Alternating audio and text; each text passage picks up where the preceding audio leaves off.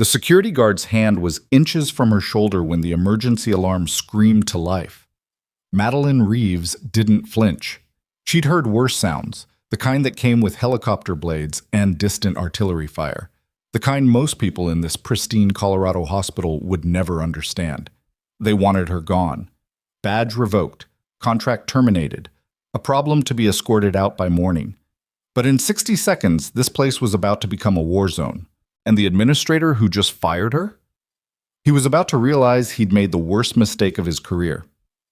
Because the quiet nurse sitting outside the trauma wing wasn't who anyone thought she was. Before we dive in, I want to invite you to stay with me until the very end of this story. If you enjoy it, please hit that like button and drop a comment telling me what city you're watching from. I love seeing how far these stories travel across the world. The fluorescent lights in Ridgeline General Hospital's East Corridor hummed with that particular frequency that made your teeth ache if you listened too long. Madeline Reeves sat in one of those uncomfortable plastic chairs bolted to the wall, hands folded in her lap, eyes forward. Her scrubs were standard issue blue, nothing special. Her blonde hair was pulled back in a simple ponytail. No jewelry, no makeup, nothing that would make her stand out in a crowd of medical staff, except she wasn't supposed to be there anymore. "Miss Reeves," the voice came from behind her, sharp and administrative. "Your access was revoked at 0700 this morning." Madeline didn't turn around. She knew who it was. Marcus Delacroix, the hospital's chief administrative officer, had a voice that carried the particular blend of authority and impatience that came from too many years pushing paper and not enough time understanding what actually happened in the rooms beyond his office. "I'm aware," she said quietly. "Then you understand you're trespassing." Now she did turn slowly. Marcus stood there in his tailored suit, tablet in hand, looking at her the way you'd look at a parking violation. Behind him, two other administrators hovered, Sharon Eng from HR and David Coslow from Legal, the termination committee. "I was told my contract ended this morning," Madeline said. "I wasn't told I had to leave the building immediately." Marcus's jaw tightened. "Your badge doesn't work. You have no clearance. This area is restricted to authorized trauma personnel only." "I know what this area is." "Then you also know you're no longer authorized to be here." A nurse passing by slowed down, pretending to check something on her phone while she listened. Madeline recognized her. Ashley Park, one of the newer hires who'd started 3 months ago. Ashley had made it clear from day one that she thought Madeline was too quiet, too strange, too disconnected from the rest of the staff. Sharon Eng stepped forward, her voice taking on that HR tone of manufactured sympathy. "Madeline, we understand this is difficult. Contract positions don't always work out, but we need you to gather your things and exit the premises." "I don't have any things here." "Then there's nothing keeping you." Madeline looked at them, really looked at them. Marcus with his expensive watch and his performance metrics. Sharon with her carefully practiced expressions. David with his legal pad, ready to document anything that might become a liability. None of them had ever asked her why she worked the overnight shifts, why she never joined the staff parties, why she volunteered for every difficult case and never complained about the hours. They didn't care about answers, they cared about clean paperwork. "I'm staying," Madeline said. Marcus's expression shifted from annoyance to something harder. "Excuse me?" "You heard me." "Miss Reeves, I'm not asking, I'm telling you to leave. And I'm telling you that in about 15 minutes, you're going to need every qualified person in this building. So I'm staying." Ashley Park stopped pretending to look at her phone. She turned fully now, eyebrows raised. Did she just refuse to leave? Sharon exchanged a glance with David, who was already typing something on his legal pad. Marcus took a step closer, lowering his voice to what he probably thought was a threatening tone. "Security is 3 floors down," he said. "I can have them here in 90 seconds. Is that how you want this to go?" Madeline met his eyes. There was something in her gaze that made Marcus hesitate, just for a fraction of a second, something that didn't belong in a hospital corridor, something that looked like it had seen things these fluorescent lights could never illuminate. "Call them," she said simply. Marcus pulled out his phone. That's when the first alarm went off. Not the regular code alerts that happened a dozen times a day. This was different. This was the sound that meant everything was about to change. The emergency broadcast system that triggered when the hospital went into mass casualty protocol. Marcus's finger froze over his phone screen. The overhead speakers crackled. Attention all personnel. Mass casualty incident inbound. Multiple trauma victims. ETA 4 minutes. All available trauma staff report to emergency receiving. This is not a drill. Repeat, this is not a drill. Ashley's face went pale. Sharon took a step backward. David's legal pad suddenly seemed very unimportant. Marcus stood there, his authority evaporating in real time. What happened? The speakers crackled again. Federal transport vehicle collision on Highway 34. Multiple agencies responding. Estimate 12 to 15 casualties. Unknown number critical. Down the corridor, nurses and doctors were already running toward the emergency department. Phones were ringing, pages were going out.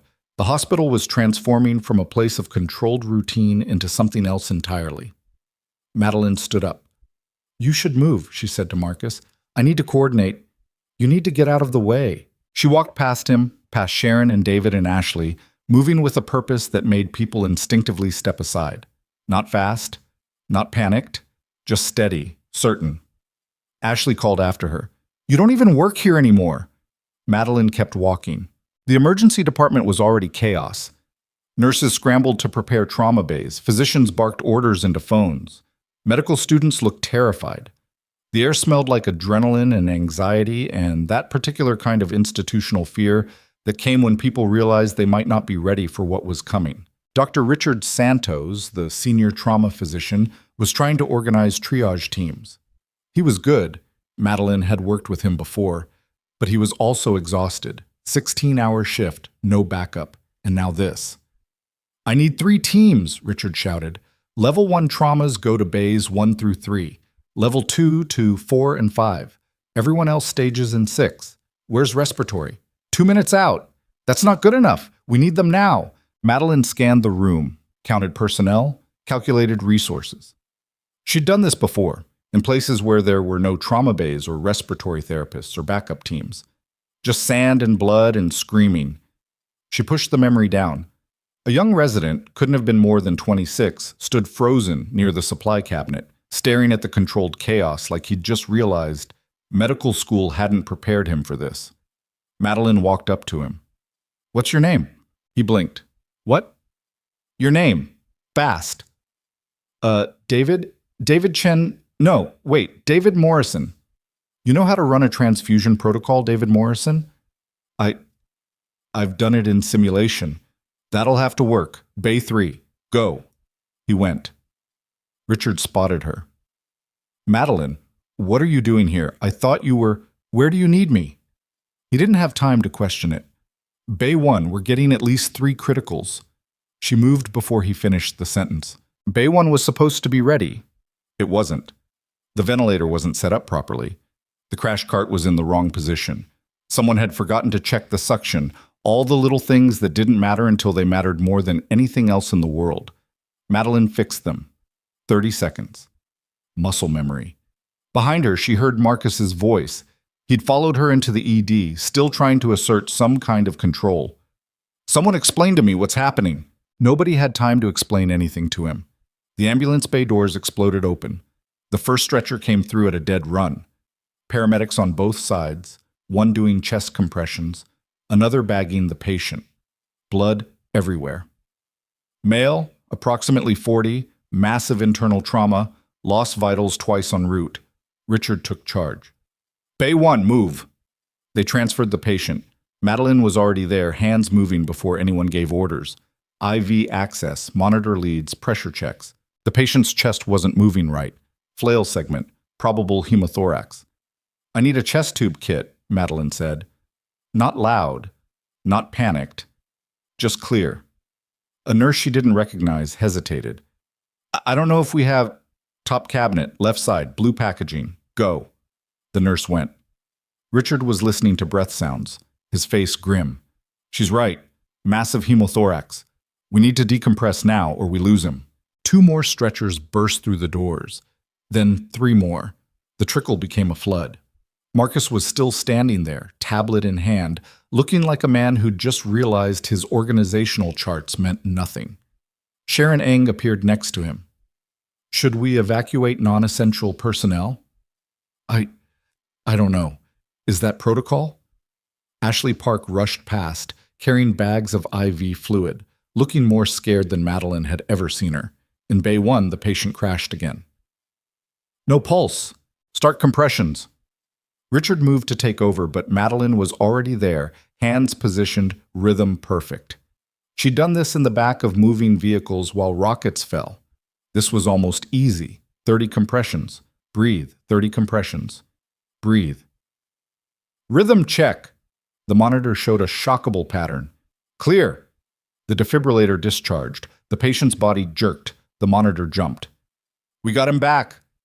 But barely. The man was still circling the drain. Madeline looked at Richard. We need to open him up. Here? We're not equipped. He won't make it to the OR. You know it. Richard knew it. His face said he knew it.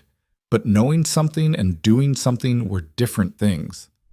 Another stretcher crashed through the doors. This one was worse.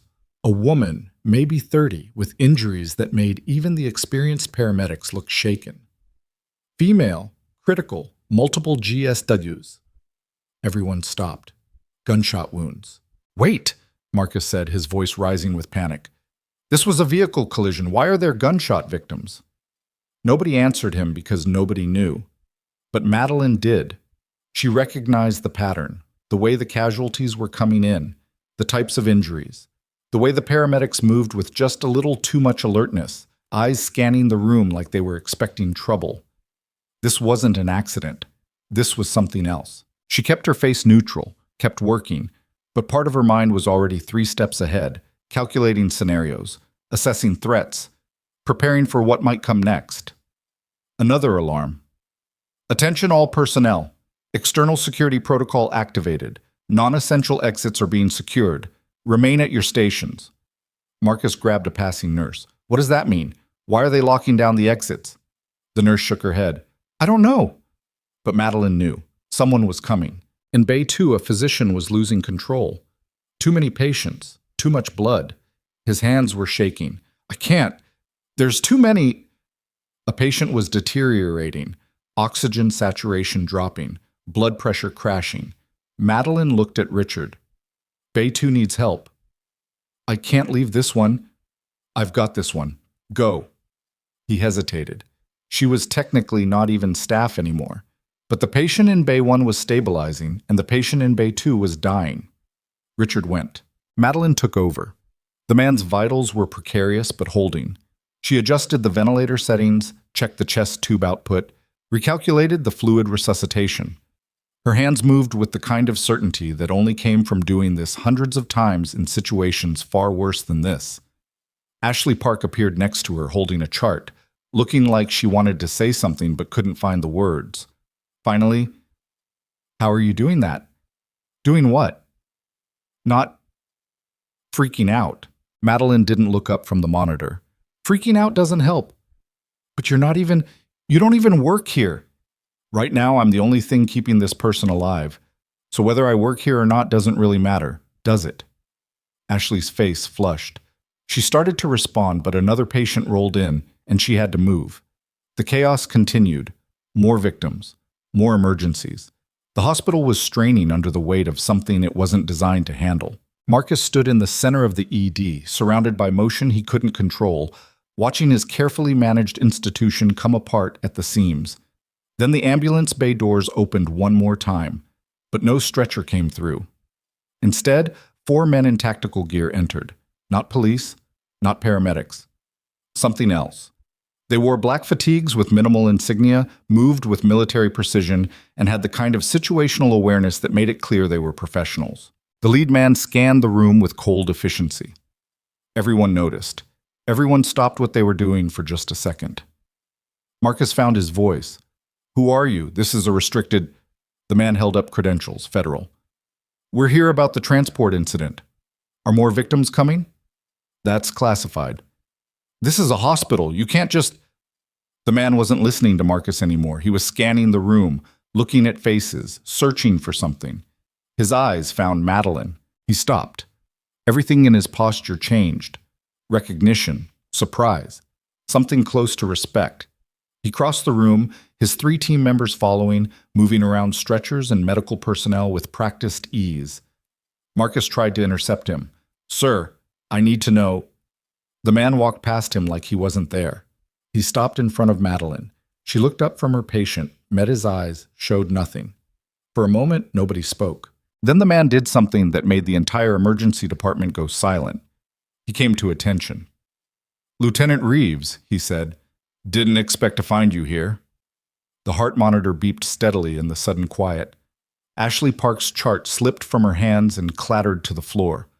Marcus's face went through several expressions at once: confusion, shock, dawning realization. Richard Santos stared. Madeline's expression didn't change. "Captain Ortiz? Last I heard, you were in civilian practice, private sector." "I am." "This doesn't look very private." "It wasn't supposed to." Ortiz glanced at the patient Madeline was working on, noted the chest tube, the ventilator settings, the careful management of a critically unstable case. His jaw tightened with something that might have been approval. "How many critical?" 7, 3 stabilized, 4 touch and go. "Casualties from the transport?" "Some, not all." Ortiz processed that. "You think this was coordinated?" "I think the injury patterns don't match the official story." He nodded slowly. Behind him, his team was quietly assessing the room, making calculations, preparing for scenarios nobody else was thinking about yet. Marcus finally found his voice again. "Lieutenant, she's a contract nurse. She doesn't have any—" Ortiz turned to look at him. It wasn't a friendly look. "Who are you?" "I'm the chief administrative officer of this hospital, and I need to know—" "Then you need to know that Lieutenant Reeves has more trauma experience than everyone in this room combined." His voice carried across the ED, clear and factual. "She ran field casualty operations in 3 combat zones, maintained surgical teams under active fire, kept soldiers alive in conditions that would break most of your staff." The room had gone completely silent now. "She also," Ortiz continued, his tone hardening, "has security clearance that would make your hospital credentials look like library cards. So when I ask her for a situation assessment, I suggest you let her give it." Marcus's face had gone pale. Sharon Eng stood frozen near the supply cabinet. David Coslow had stopped typing on his legal pad entirely. Ashley Park was staring at Madeline like she'd never seen her before. Madeline finished adjusting her patient's IV drip, checked the monitor one more time, and only then looked back at Ortiz. "You're not here about the transport," she said quietly. "No." "What's actually happening?" Ortiz glanced at his team, made a decision. The transport was carrying a federal witness, high-value asset. The collision wasn't an accident. Attack? Extraction attempt. We lost him in the chaos. Madeline's eyes narrowed. "You think he's here?" "We think one of your incoming casualties is not who they appear to be." The implication settled over the room like ice water. Someone in this hospital was a target, or a threat, or both. Richard Santos stepped forward. "If there's an active danger to my patients, we're handling it," Ortiz said. "But we need to know who came in. Full casualty list, now." Marcus fumbled with his tablet. His hands were shaking. "I don't have access to—" "I do," Madeline said. She moved to the nearest computer terminal, logged in with credentials that should have been deactivated but apparently weren't, and pulled up the intake records. 12 patients. She scanned the list, cross-referencing injuries with arrival times, looking for patterns that didn't fit. Her finger stopped on one name. "Bay 6, she said. John Doe. Moderate injuries. Stable. Transferred from the initial triage staging." Ortiz moved immediately. "Lock down that bay. Nobody in or out." 2 of his team members headed for Bay 6 at a tactical run, but they were 3 seconds too late. The explosion wasn't large. It didn't have to be. Just enough to blow out the windows in Bay 6 and send a percussion wave through the adjacent hallways. Alarms shrieked, people screamed, smoke billowed into the corridor. Ortiz was already running. "Active threat. Secure all exits." Madeline grabbed the crash cart, positioned it between the explosion site and the most vulnerable patients, her body moving on pure instinct from years of training most people would never understand. Through the smoke, a figure emerged from Bay 6. Not running. Walking. Calm. Purposeful. He was wearing a patient gown, But there was nothing injured about the way he moved. In his hand was something small and metallic. Ortiz saw it. "Gun! Everyone down!" But before anyone could move, before anyone could react, the man's eyes locked onto something across the room. Not the federal agents, not the hospital staff. He was looking at one of the patients, a woman on a stretcher near Bay 4, unconscious, vulnerable. Madeline recognized the look. She'd seen it before, in places where mercy was a liability and hesitation meant death. The man was going to finish what the explosion couldn't. Everyone else was still processing the threat, still trying to understand what was happening. Madeline was already moving. She crossed the distance in 4 strides, grabbed a metal instrument tray from the nearest table, and threw it with the kind of precision that only came from muscle memory she'd tried very hard to forget. The tray hit the gunman's wrist. The weapon clattered to the floor. He turned toward her, surprise flashing across his face. Then recognition. "You," he said. And Madeline realized with cold clarity that this wasn't random. He knew who she was. The words hung in the smoke-filled air like a death sentence. Madeline's mind raced through possibilities in the half-second before the man lunged. He moved fast, trained, efficient, but she'd seen faster, in dustier places, under hotter suns. She sidestepped, using his momentum against him, and drove her elbow into his solar plexus. He grunted, stumbled back into the wall. Ortiz was already there, weapon drawn, his team converging from 3 angles. "On the ground! Now!" The man smiled, actually smiled, blood on his teeth from where he'd bitten his tongue in the fall. "Too late," he said. Then the lights went out. Not just in the emergency department, the entire hospital, every floor, every wing. The backup generators kicked in after 3 seconds, 3 seconds that felt like 3 hours. But by then, the damage was done. In the darkness, something had changed. When the emergency lighting flickered on, casting everything in that sickly red glow, the man was gone. Vanished into the chaos like smoke. "Secure the exits," Ortiz shouted, but his voice was fighting against alarms and screaming and the sound of equipment failing all around them. Madeline's eyes went immediately to the patients. The ventilators had switched to battery backup, but some of the older monitors were rebooting. Bay 1, her critical patient. She ran. The man she'd stabilized was crashing, his oxygen saturation dropping fast. The ventilator was running, but something was wrong. She checked the tubing, kinked. Someone had stepped on it in the panic. She fixed it in 2 seconds, watched his numbers climb back up, and only then allowed herself to breathe. Ashley Park was frozen near the supply cabinet, her face pale in the red light. "Move," Madeline told her. "Check your patients." I can't." "You can. Go." Ashley went, stumbling a little, but she went. Marcus appeared out of the shadows, his expensive suit rumpled, his tablet dead in his hands. "What's happening? Why did we lose power?" "Someone cut it," Madeline said, not looking up from her patient. "That's impossible. We have redundancies."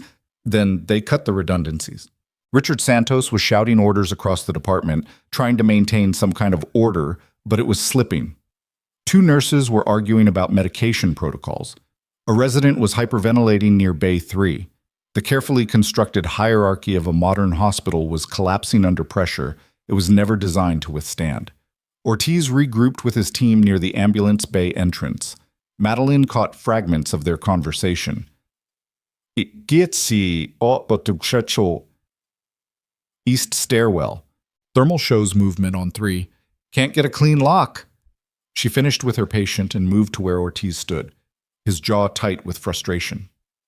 "He knew me," she said quietly. Ortiz looked at her. "You sure?" "Positive." "From where?" "I don't know, but he wasn't surprised to see me. He was expecting me." That changed things. Ortiz's expression hardened. "This wasn't just about the witness. They knew you were here." "That's not possible. I've been dark for 3 years, civilian work, no contacts with..." "Apparently not dark enough." A crash from somewhere down the corridor, breaking glass, shouting. One of Ortiz's team members, a woman with cold eyes and a scar across her jaw, spoke into her radio. "Movement confirmed, 4th floor, heading toward the pediatric wing." Pediatric wing. Children. Madeline felt something cold settle in her chest. "He's drawing you away from the actual target." "Which is?" Still here, in this department. Ortiz processed that. Made a decision. Thompson, Reed, take the fourth floor. Keep your channels open. Martinez, you're with me. He looked at Madeline. You need to get out of here. No. Lieutenant, this is an active federal operation, and this is a hospital full of people who will die if someone doesn't keep them alive. You do your job, I'll do mine. They stared at each other for a moment. Ortiz broke first. Fine, but stay away from the tactical areas. Obviously, he moved toward the stairwell with Martinez, weapon ready, moving with the kind of controlled aggression that meant someone was about to have a very bad day.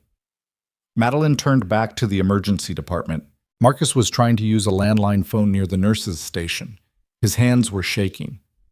I need to speak to the police commissioner. This is Marcus Delacroix, Chief Administrative Officer of Ridgeline General. What do you mean the lines are down? He slammed the phone down, turned, and nearly collided with Madeline.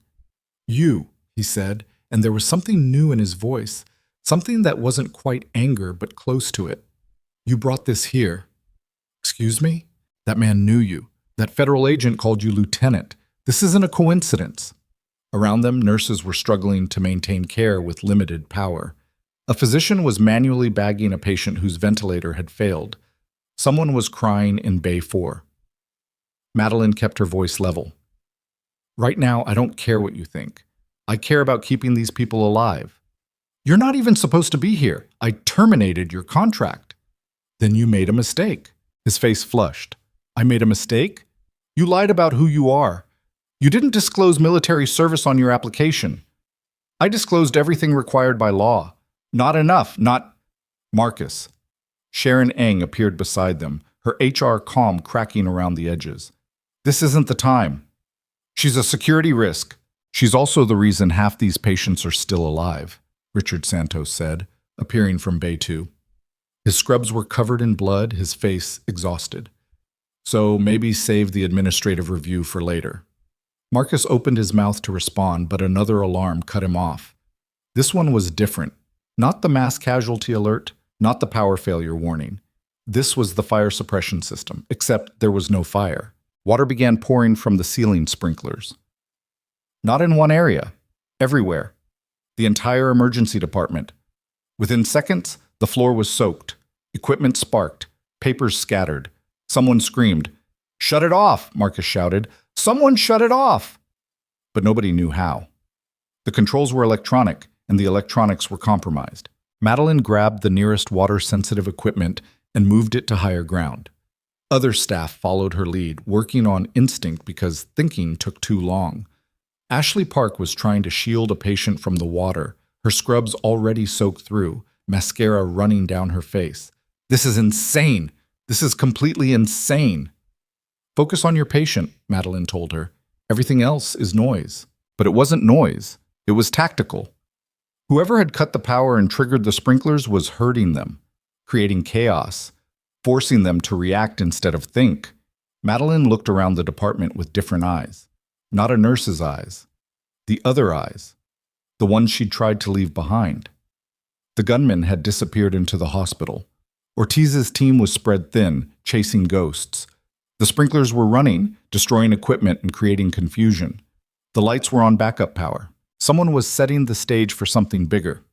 She moved to the nearest computer terminal that was still functional, logged in, pulled up the hospital layout, studied the floor plan, emergency department, trauma wings, surgical suites, pediatrics, radiology, and below all of it, the basement level, utility tunnels, maintenance access, service corridors that connected to every wing in the building. That's how he disappeared so fast. Underground. She logged out, turned to find Richard.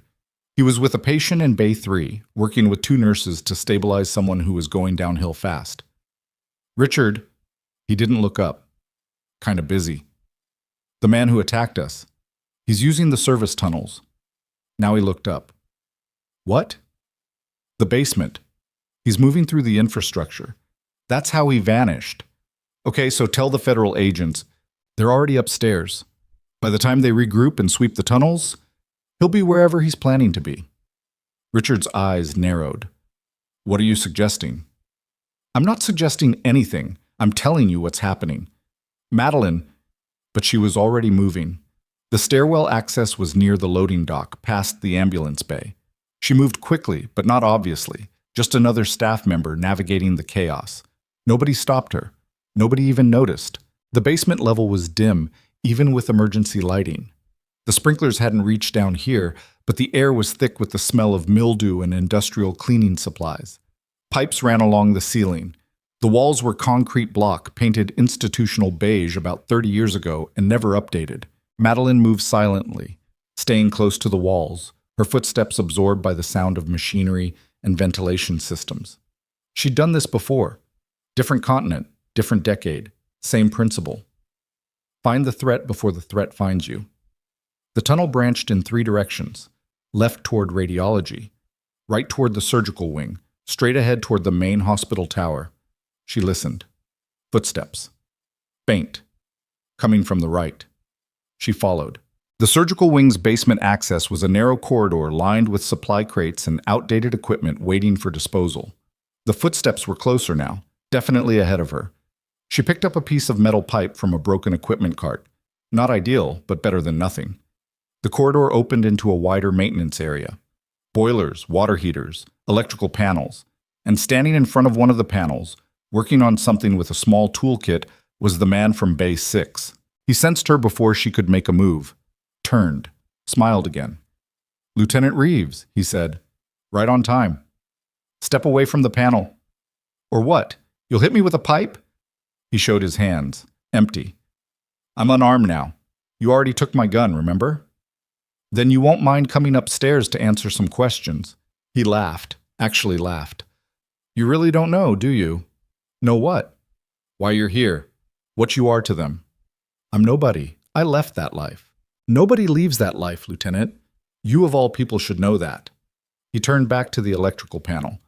"But you're right about one thing. I should step away from this panel." He did. Took 3 steps back, raised his hands in mock surrender. That's when Madeline saw what he'd been working on. The panel wasn't just electrical. It was the main junction for the hospital's backup generator system. And he'd wired something to it. Something small and digital with a countdown timer. 4 minutes, 37 seconds. "You can't defuse it," he said pleasantly. "It's coded. Try to disconnect it, and it triggers immediately. Wait for it to run down, and the backup power goes offline permanently. Either way, everyone upstairs dies." Madeline's grip tightened on the pipe. "What do you want?" "Not what. Who?" He tilted his head. "There's a patient upstairs, female. Came in with the transport victims. She's the one they want." "The witness." "Very good. They'll trade her for the code. Simple transaction." "No." "No?" He looked genuinely puzzled. "You'd let everyone in this hospital die for one person?" "I'd let you try to explain to federal agents why you thought that was a good negotiating position." He sighed. "I was hoping you'd be reasonable. I heard you were smart, practical. Not one of those bleeding heart types who—" Madeline threw the pipe. Not at him. At the wall behind him, where she'd spotted a fire alarm pull station. The pipe hit it perfectly, triggering the alarm. Bells erupted throughout the basement. Emergency lights began strobing. The man lunged for her, but she was ready this time. She'd fought people like him before. People who thought training made them invincible. She proved them wrong then. She proved him wrong now. 3 moves. That's all it took. Redirect his momentum, sweep his legs, drive him into the concrete floor. He tried to get up. She didn't let him. "Code," she said. "Now." He spat blood. "You think you can stop this? We're everywhere. In the staff, in administration, in places you haven't even thought to look." "Code. You want it? Go ask your friend Marcus. Ask him who approved my transfer to Bay 6. Ask him why a hospital administrator has clearance codes for witness protection protocols." Madeline's blood went cold. The man saw her expression and smiled through broken teeth. "Starting to understand? This wasn't random, Lieutenant. They knew exactly where you'd be. They wanted you here." Footsteps pounded down the corridor. Ortiz and his team, weapons drawn. "Step away from him," Ortiz shouted. Madeline stood up, hands visible. He wired a bomb to the backup generators. 4 minutes. Ortiz's face went white. "Can you defuse it?" "Not without the code." The man on the ground laughed. and I'm not giving it to anyone except my contact upstairs. So we have a problem. Martinez knelt beside the electrical panel, examined the device. He's right. This is professional work. Try to force it, and it triggers. 3 minutes, 18 seconds. Ortiz looked at Madeline. Options? He says someone in hospital administration is working with them. Says Marcus Delacroix has witness protection clearances he shouldn't have. That's insane. Why would a hospital administrator? Money, the man on the ground said. Lots of it. Enough to retire somewhere nice and never think about budget reports again. Ortiz grabbed his radio. All units, I need Marcus Delacroix detained immediately. Consider him potentially hostile. The radio crackled. Copy that. Last seen on the 3rd floor heading toward the administrative offices. Follow him. Do not engage without backup. 2 minutes, 44 seconds. The man was still smiling. You're not going to make it. Even if you find him, he won't give up the code. He's committed now. No going back. Madeline looked at the device, looked at the tunnel leading back to the emergency department, calculated distances, timing, possibilities. Ortiz, she said, get everyone out of the building. That's not possible. We have patients on ventilators, people in surgery. Then get as many as you can. Now. He started to argue, saw her expression, and stopped. Grabbed his radio instead. All personnel, begin emergency evacuation. Prioritize critical patients. Move now. The man on the ground wasn't smiling anymore. You're bluffing. You won't let them die. Madeline knelt down, met his eyes. You came here expecting the old me, the one who followed orders, played by rules, calculated acceptable losses. She leaned closer. But that person died in places you've never even heard of. What's left? You don't want to find out. For the first time, she saw doubt in his face. 2 minutes, 6 seconds. Upstairs, alarms were blaring. The evacuation was chaos. Nurses trying to move ventilator patients, physicians making impossible triage decisions, staff running in every direction. Ashley Park was crying, trying to disconnect monitors from a patient who couldn't be moved. I can't. The ventilator won't run without power backup, and we can't. Richard Santos grabbed her shoulders. Focus. We move who we can. The rest what? Die? He didn't have an answer. Marcus appeared in his corridor, flanked by 2 of Ortiz's team members. His face was pale, sweating.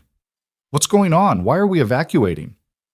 Need you to answer some questions, sir, one of the agents said. Questions? Now? People are now. They escorted him toward the stairwell.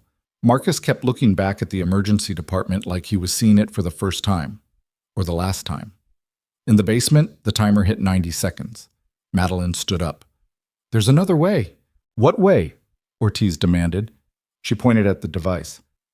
He said it's coded to the main generator system. What if we isolate it? Martinez shook his head. Isolate how? The whole backup grid runs through this junction. The old steam tunnels. They run parallel to the modern electrical. When they updated the hospital in the 90s, they didn't remove the original infrastructure, just built around it. That system's been dead for 30 years. But the connections are still there. We bypass the junction entirely, reroute power through the old lines. That's... Martinez stopped, thought about it.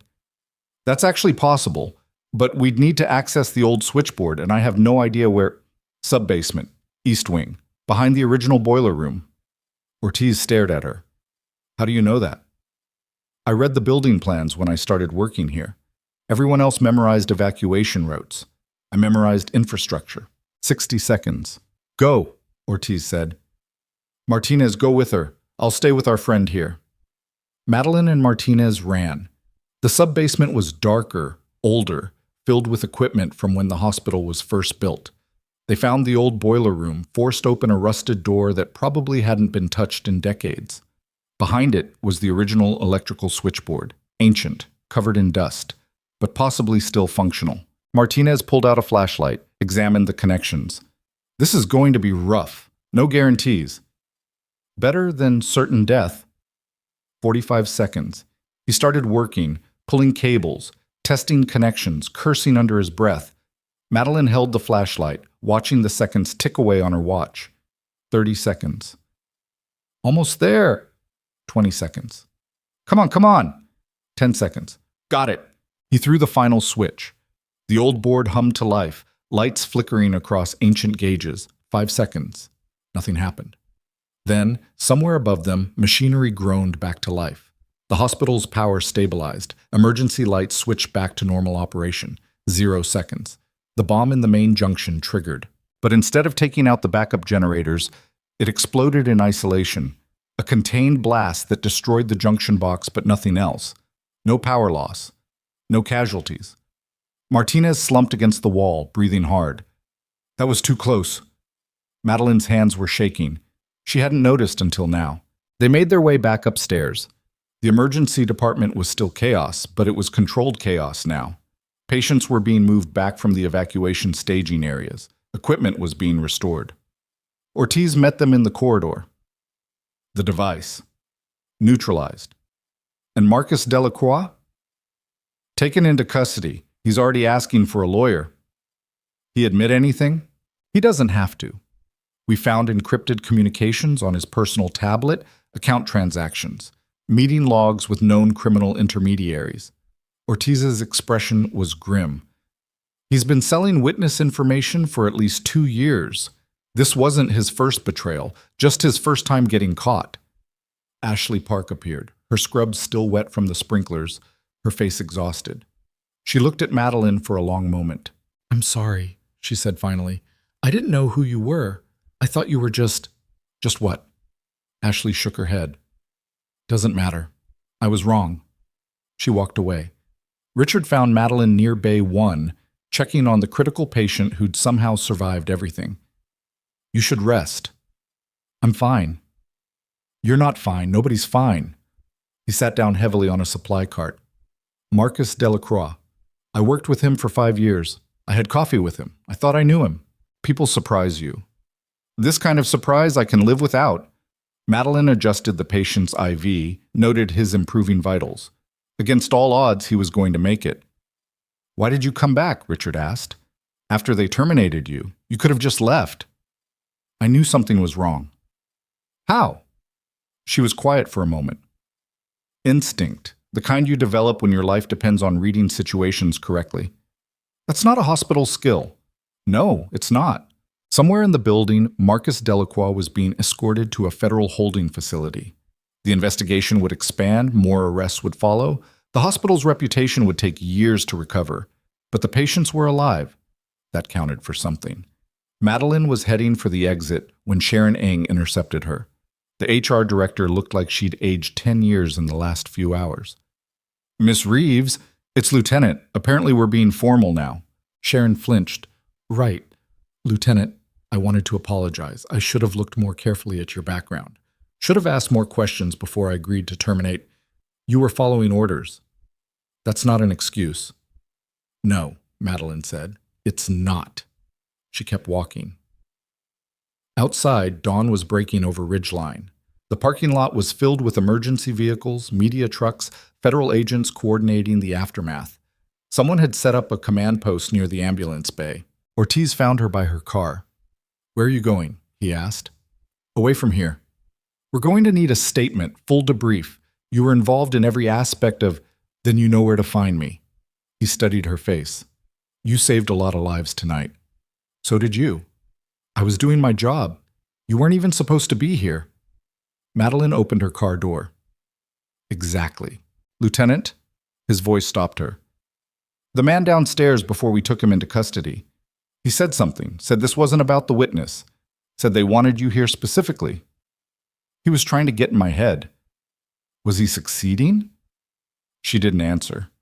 Ortiz pulled out a card, handed it to her. "If you need anything, if you remember anything, if you feel like anyone's watching you." She took the card, didn't look at it. "One more thing," Ortiz said. "Your file. I pulled it after we secured the scene. There are sections that are redacted even at my clearance level. Operations you were involved in that officially never happened." "So?" "So people with files like that don't just retire to civilian nursing. They're running from something, or towards something, or they're just tired," Madeline said quietly. "And they want to save lives instead of taking them." She got in her car. Ortiz stepped back, watching her drive away as the sun climbed higher over the mountains. Inside Ridgeline General Hospital, the cleaning had already begun. Blood mopped up, equipment replaced, damage assessed. But some things couldn't be cleaned away so easily. In the administrative wing, federal agents were boxing up Marcus Delacroix's files, searching for evidence of how deep the corruption went. They found personnel records, budget reports, schedules. And buried in his deleted emails, they found something that made the lead investigator go pale. A message sent 3 weeks earlier. Subject line, target confirmed in position. The message contained a photo. Madeline Reeves walking through the hospital corridor. Timestamp showed it was from her second day working at Ridgeline.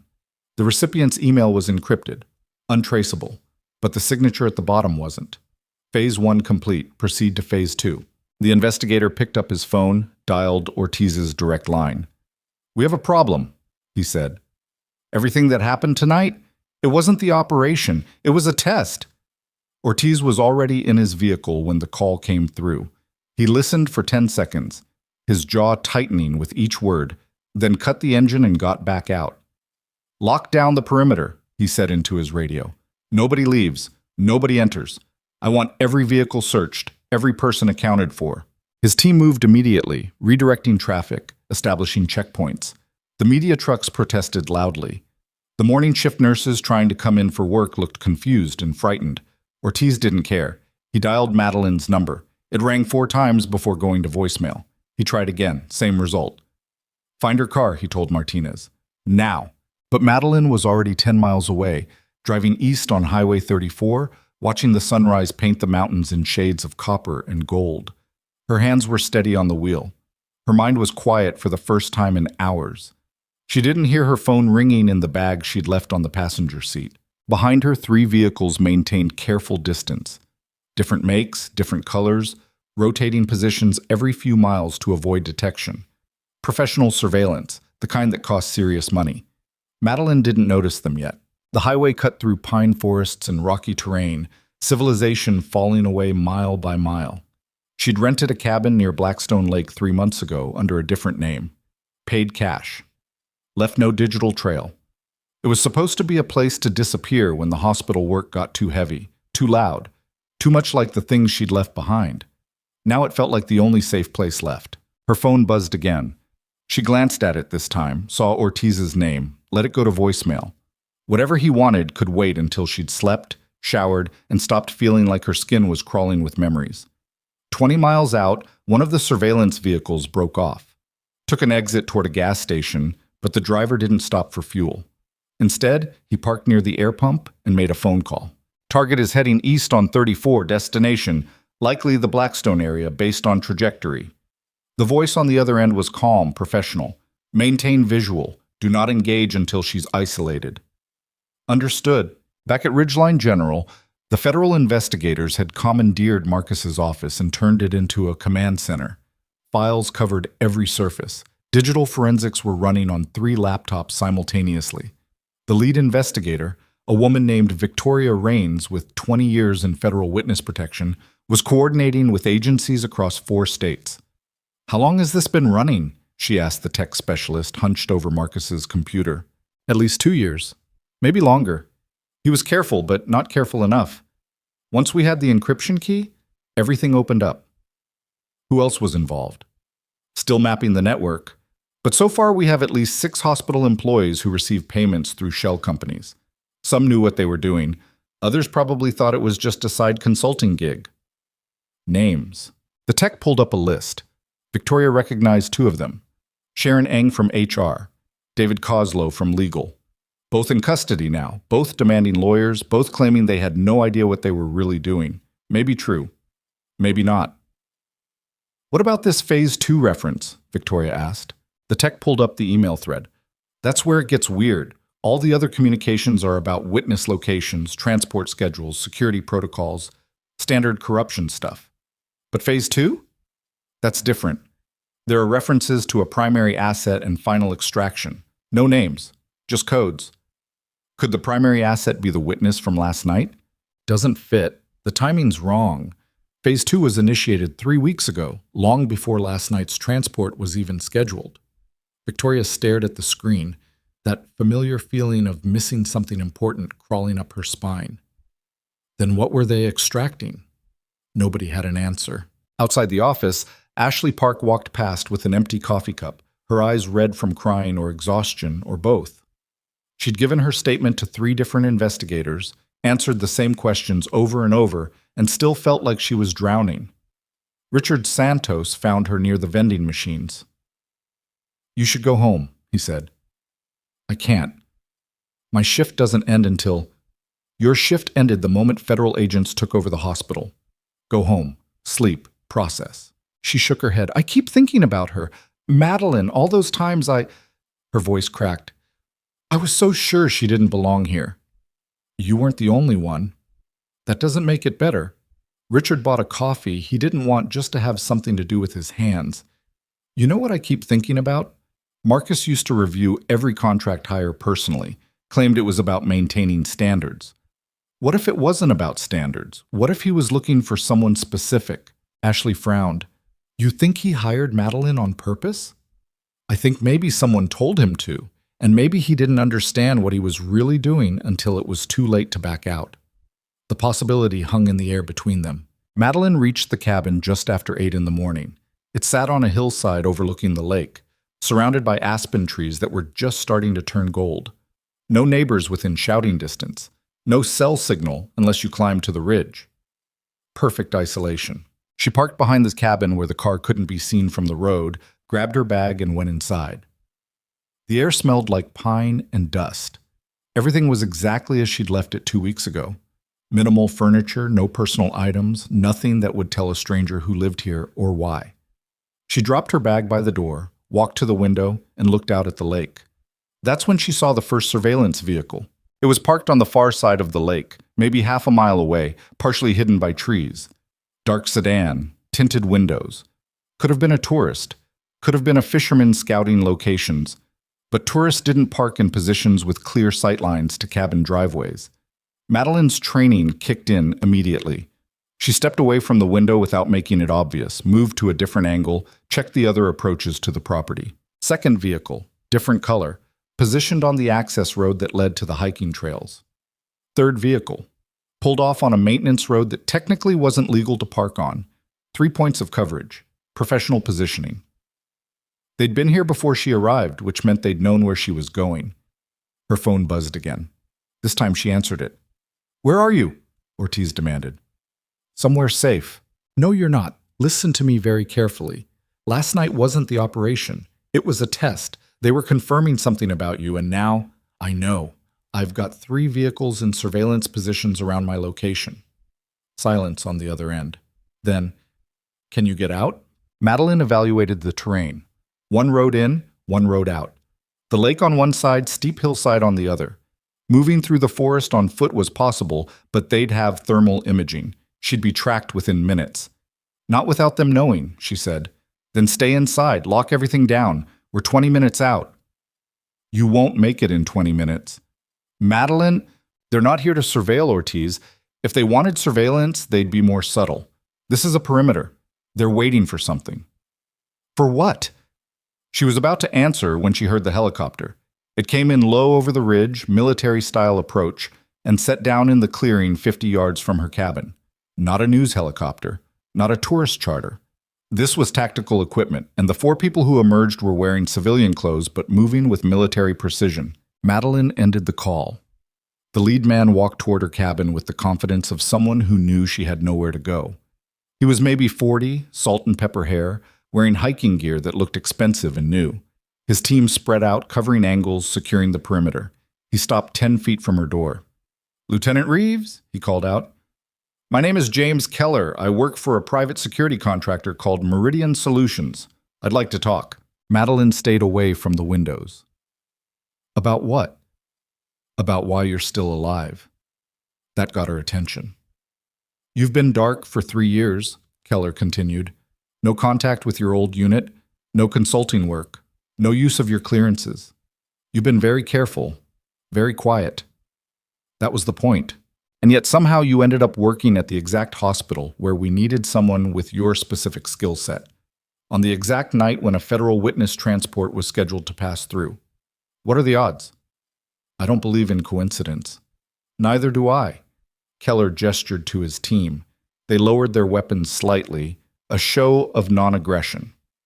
So let's talk about what's really happening here. You have 30 seconds before I shoot you through the door. He smiled. With what? You haven't carried a weapon since you left the service. Verified that myself. He was right. She had nothing except a kitchen knife and whatever improvised weapons she could grab. Against 4 trained operators with actual firearms, that wasn't much. Clock's ticking, Madeline said. Fine. Short version. You were part of a classified extraction team, codenamed Shepherd Protocol. Your job was to retrieve high-value assets from hostile environments and keep them alive long enough for extraction. You were very good at it. Was. Past tense. Nothing's past tense in our world, Lieutenant. 3 years ago, you participated in an operation in Yemen. Target was an embedded CIA analyst who'd been compromised. You got him out, but the operation went sideways. 4 people died, including 2 members of your team. Madeline's hands tightened. She remembered Yemen, remembered the heat and the blood and the sound of the building collapsing while they ran. You were cleared of any wrongdoing, Keller continued, but you requested discharge anyway, left the service, disappeared into civilian nursing. I'm not going back. I'm not asking you to. I'm telling you that the people who died in Yemen, they worked for the same organization that's been tracking you for 3 years. They think you know something, saw something, and they want to make sure you never talk about it. I don't know anything. They don't believe that. One of Keller's team members spoke into a radio. Perimeter secure, no movement from local law enforcement yet. Keller looked back at the cabin. Last night at the hospital wasn't random. They knew you were there. They orchestrated the entire incident to see how you'd react under pressure, to confirm you still had the skills, the instincts. Why? Because if you still have them, you're a liability. If you've gone soft, you're irrelevant. They needed to know which one before they committed resources to eliminating you. And what's your interest in all this? Meridian Solutions represents several parties who have a vested interest in keeping you alive. Parties who worked with you in the field and believe you earned the right to walk away clean. Parties with names? Not ones I can share, but they're willing to offer protection, relocation, new identity, whatever you need to actually disappear this time. Madeline moved to a different window, checking angles. The helicopter was still running, rotors turning slowly. The surveillance vehicles hadn't moved.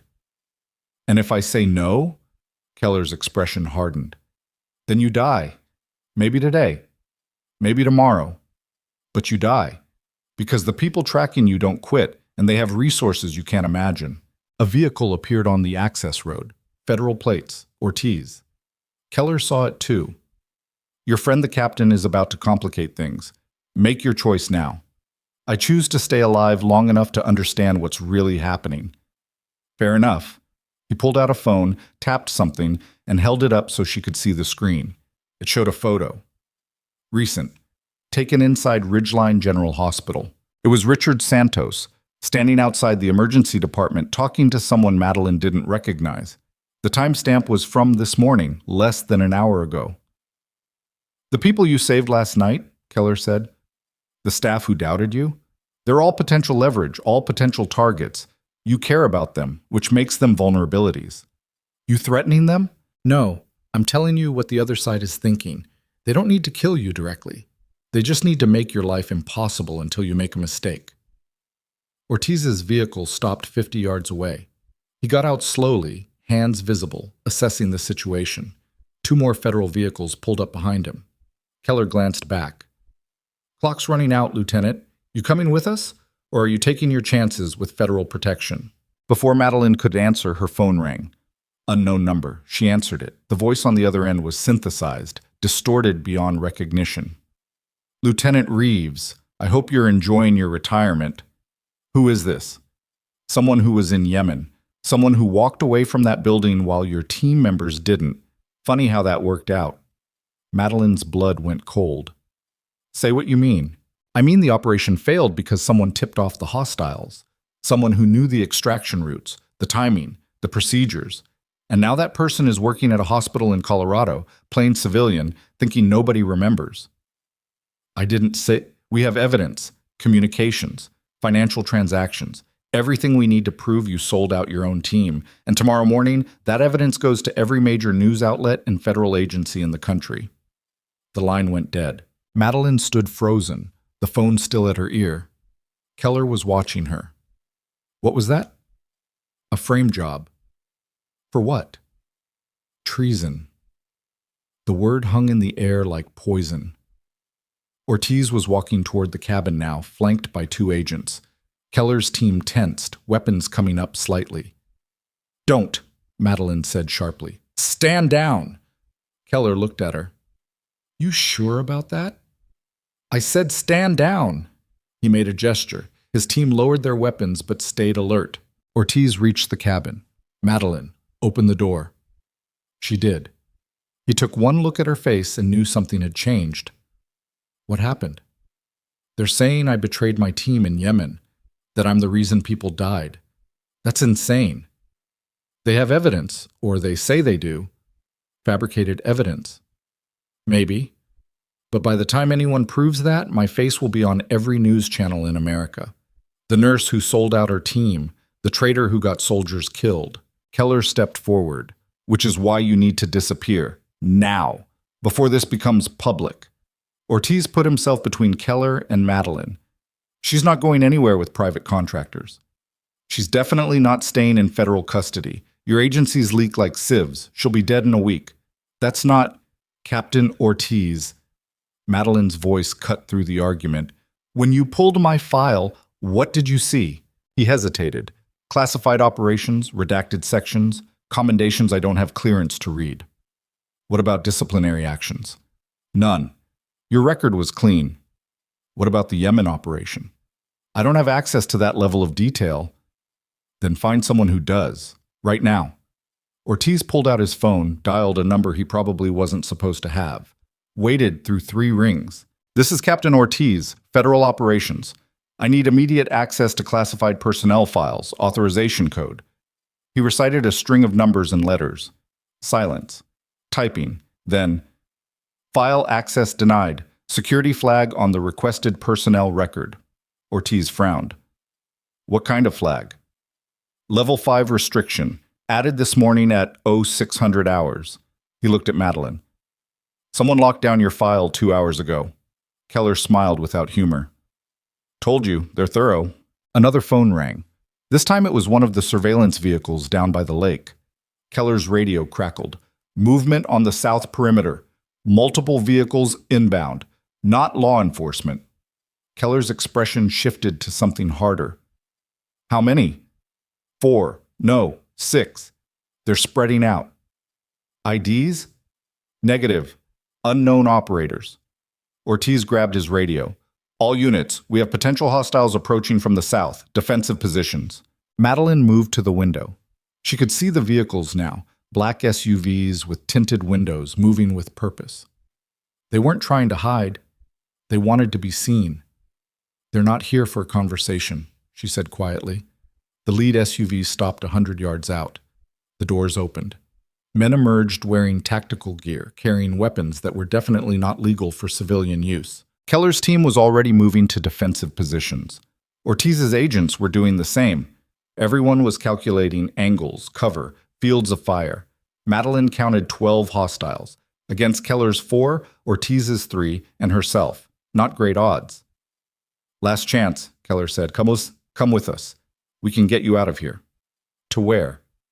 "Somewhere they won't find you." "No such place exists." "Then what's your plan? Shoot it out with 12 trained operators?" She looked at the tactical team positioning themselves below the cabin, looked at Ortiz and his agents, looked at Keller and his contractors. "I'm done running," she said, "and I'm done hiding." "That's brave and stupid." "Maybe. But I've been accused of treason by people who weren't there. Hunted by people who don't have the courage to show their faces, used as a test subject in someone's operation, and I'm tired of playing defense." One of the hostile operators pulled out a megaphone. "Madeline Reeves, you're surrounded. Surrender yourself and no one else gets hurt." Ortiz keyed his radio. "This is Captain Ortiz, Federal Authority. You are engaging in an illegal armed action against—" A shot rang out, not aimed at anyone, just a warning shot into the dirt. The megaphone crackled again. Next one won't miss. You have 60 seconds. Madeline looked at Ortiz. Can you hold them? Against 12 with 3 agents and 4 contractors? We can try, but... That's not what I asked. He met her eyes, saw something there that made him recalculate. What are you planning? Something they're not expecting. She turned to Keller. Your helicopter, can it fly with damage? Depends on the damage. Bullet holes, maybe some shrapnel. Where are you going with this? Madeline grabbed a piece of paper from her bag, scribbled an address, handed it to Ortiz. There's a storage unit in Denver, registered under the name Sarah Vance. This is the code. Inside is a lockbox. Everything I know about Yemen, about Shepherd Protocol, about the people who are hunting me. If something happens to me, make sure it gets to someone who can use it. Madeline, 50 seconds, the megaphone announced. She turned to Keller. You said your employers want to keep me alive. That's right. Then they're about to get their money's worth. She walked out the cabin door before anyone could stop her. The hostile operators tensed, weapons coming up. Madeline walked down the hillside with her hands visible, not surrendering but not threatening either, just moving with purpose. The lead operator lowered his megaphone. Stop right there. She didn't stop. I said stop. 20 feet away now, close enough to see faces, close enough to identify them. And that's when she recognized someone. 4th operator from the left, younger than the others, scar above his right eye. She'd seen him before, in Yemen, in that building, just before everything went wrong. You, she said. You were there. His expression flickered, just for a second, but it was enough. The lead operator stepped forward. On the ground, now. Your team wasn't there for the analyst, Madeline said, her voice carrying to everyone. You were there for the evidence, the proof that someone in the CIA was selling intelligence to local militias. And when we showed up for the extraction, you tried to bury it all, including us. You don't know what you're talking about.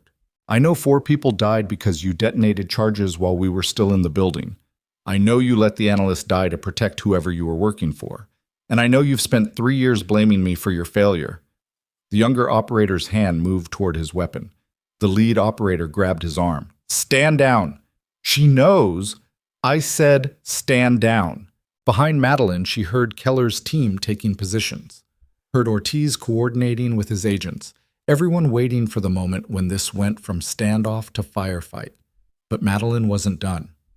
You want to know why I walked away? She said. Because I realized the people I was working for cared more about covering up their mistakes than protecting their people.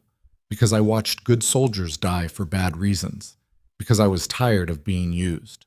Touching speech, the lead operator said, doesn't change anything. You're right, it doesn't. But this does. She pulled out her phone, held it up so they could see the screen. I've been recording this conversation, every word, every admission, and it's uploading in real time to 3 different secure servers with instructions to release it publicly if I don't check in every 12 hours. The lead operator's expression changed. You're bluffing. Am I? You want to test that theory? Because in about 5 seconds, every word you've said is going to be backed up somewhere you can't reach it. And if anything happens to me, the whole world learns about Yemen, about Shepherd Protocol, about which agency was running operations that got their own people killed. Silence. The helicopter's rotors were still turning, their sound filling the space between words. The lead operator's radio crackled, a voice she couldn't hear clearly. His face went pale. He lowered his weapon. Stand down, he said to his team. We're leaving. But now. They retreated to their vehicles, moving in controlled formation but moving nonetheless. Within 90 seconds they were gone, dust settling on the access road where they'd been. Ortiz walked up beside Madeline. Were you really recording? She showed him her phone. The recording app was open, but it wasn't running. You lied. I made them think twice. That's enough.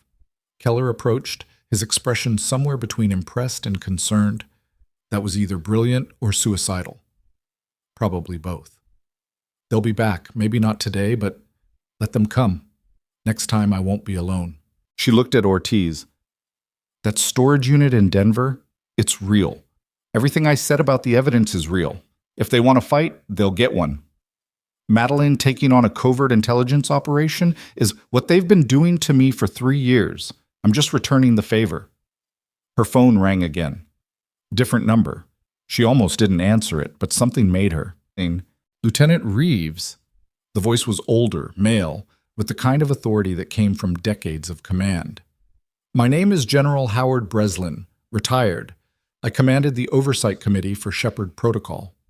I'm listening. I've been following the situation. I know what they're accusing you of, and I know it's false. Can you prove it? I can do better than that. I can testify. I have documentation showing you were cleared of any wrongdoing in Yemen. More than that, I have evidence showing who actually compromised that operation. Madeline's hand tightened on the phone. Who? Names I can't share over an open line, but people high enough that they thought they could bury the truth forever. People who are about to learn they were wrong. Why are you telling me this? Because you saved 23 lives in Yemen before everything went wrong. Because you carried 2 wounded teammates out of a collapsing building while under fire. Because you earned the right to walk away clean, and I'm tired of watching good people get destroyed by bad politics. She closed her eyes. What do you need from me? Nothing. Just stay alive long enough for me to make this right. The call ended. Madeline stood there in the morning light, surrounded by federal agents and private contractors, and the wreckage of a life she'd tried to leave behind. Ortiz touched her arm. What now? Now we go back to Ridgeline. You sure that's safe? Nowhere's safe. But if they want me to hide, I'm going to do the exact opposite. Keller shook his head. That's insane. Welcome to my life. The helicopter lifted off first, heading back toward wherever Meridian Solutions called home. The surveillance vehicles had already vanished. Ortiz's team began the drive back to Ridgeline, Madeline in the lead vehicle. As they descended from the mountains, her phone buzzed one more time. Text message. Unknown sender. Phase 3 initiated. See you soon. And attached to the message was a photo. It was taken inside Ridgeline General Hospital. Current timestamp, less than 5 minutes old. The photo showed the emergency department. And standing in the center of it, surrounded by patients and staff who had no idea what was coming, was someone Madeline recognized from the Yemen operation. Someone she'd thought died 3 years ago. The name came back to her in pieces, fragments of memories she'd buried deep. Captain Daniel Pritchard, Shepherd Protocol, Yemen Operation Commander. She'd watched him die. Watched the building collapse. Watched the dust settle over rubble that should have been his grave, except he wasn't dead. And he was inside Ridgeline General right now. Madeline held up the phone so Ortiz could see the photo. His face went pale. Get us there faster, she said. The driver hit the accelerator. The federal vehicle's engine roared as they took the mountain curves at speeds that made the tires scream. Behind them, 2 more vehicles struggled to keep pace. Ortiz was already on his radio. All units at Ridgeline, we have a confirmed hostile inside the facility. Repeat, hostile inside. Caucasian male, approximately 45 military bearing. Consider him armed and extremely dangerous. The response crackled back. Copy that. Initiating lockdown procedures now. No, Madeline said sharply. Don't lock down. Ortiz looked at her. What? If you lock down, he knows we're coming. He disappears into the crowd or takes hostages. Keep everything normal. Let him think he has time. That's a massive risk. Everything about this is a risk. He held her gaze for 3 seconds, then keyed the radio again. Belay that lockdown. Maintain normal operations. Plainclothes surveillance only. Do not engage without my direct order. They were 15 minutes out. Madeline's mind was already running scenarios. Pritchard was smart, trained, and clearly had resources she couldn't match.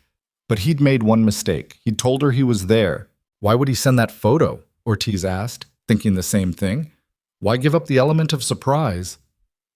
Because this isn't about surprise. It's about control. Madeline stared at the phone.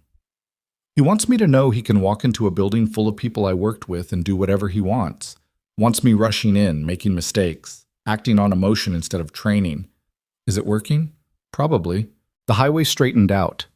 Buildings appeared in the distance, civilization creeping back in after miles of wilderness. Ortiz's phone rang. He answered, listened, and his expression darkened. That was Victoria Rains from the Federal Investigation Team. They just found something in Marcus Delacroix's deleted files. What? Communication logs showing he was in contact with someone using Pritchard's old military encryption keys, dating back 6 months. 6 months. Madeline felt something cold settle in her stomach. Pritchard recruited Marcus before I even started at Ridgeline. Looks that way, which means everything that happened, your hiring, your contract termination, last night's attack, it was all orchestrated. To what end?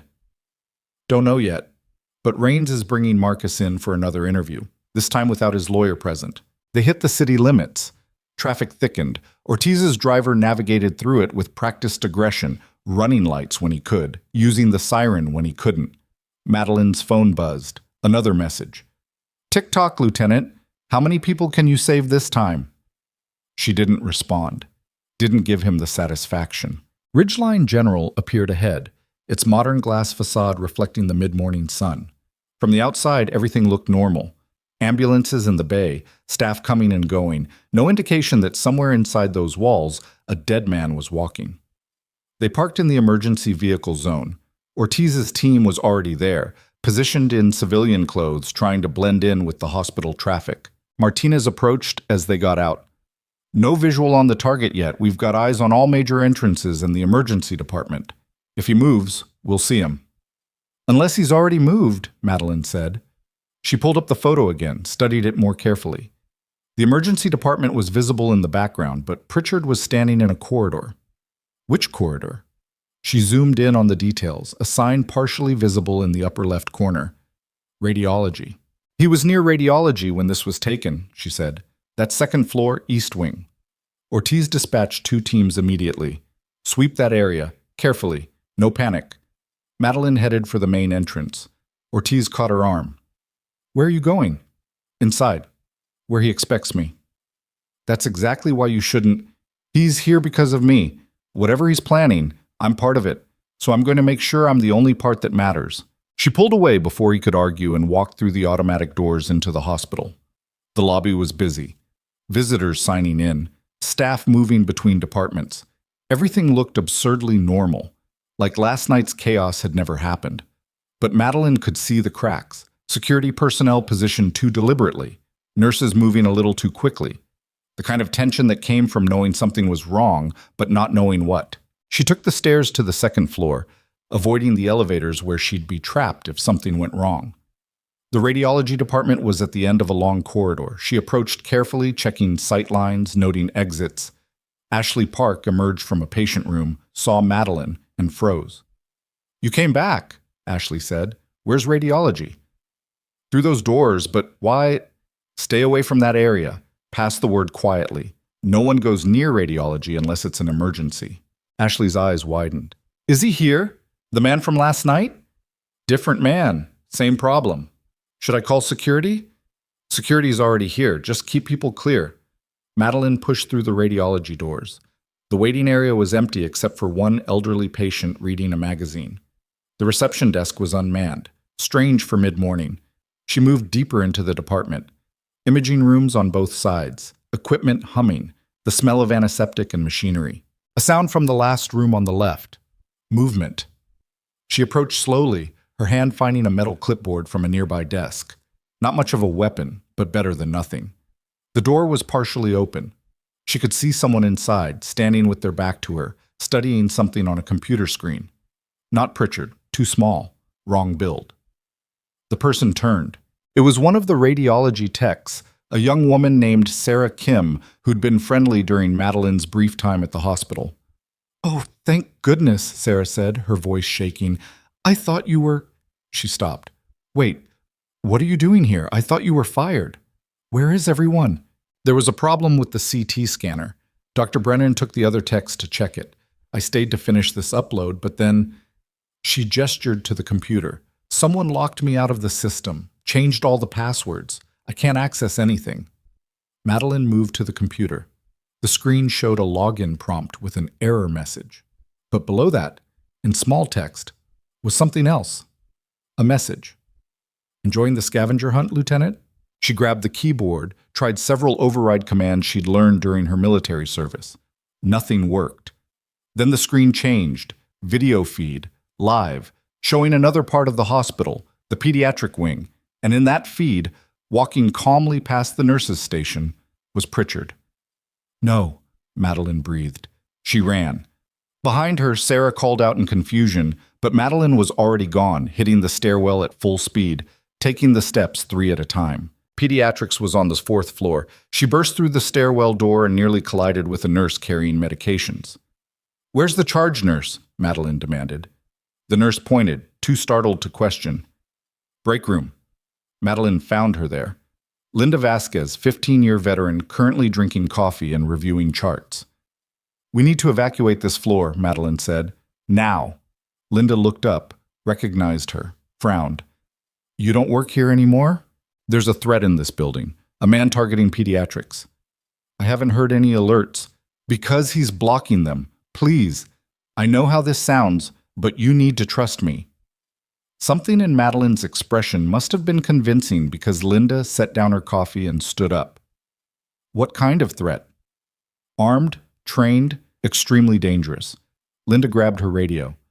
"This is Charge Nurse Vasquez. I need security to pediatrics immediately. And someone get me building management." She looked at Madeline. "If you're wrong about this, I'm not."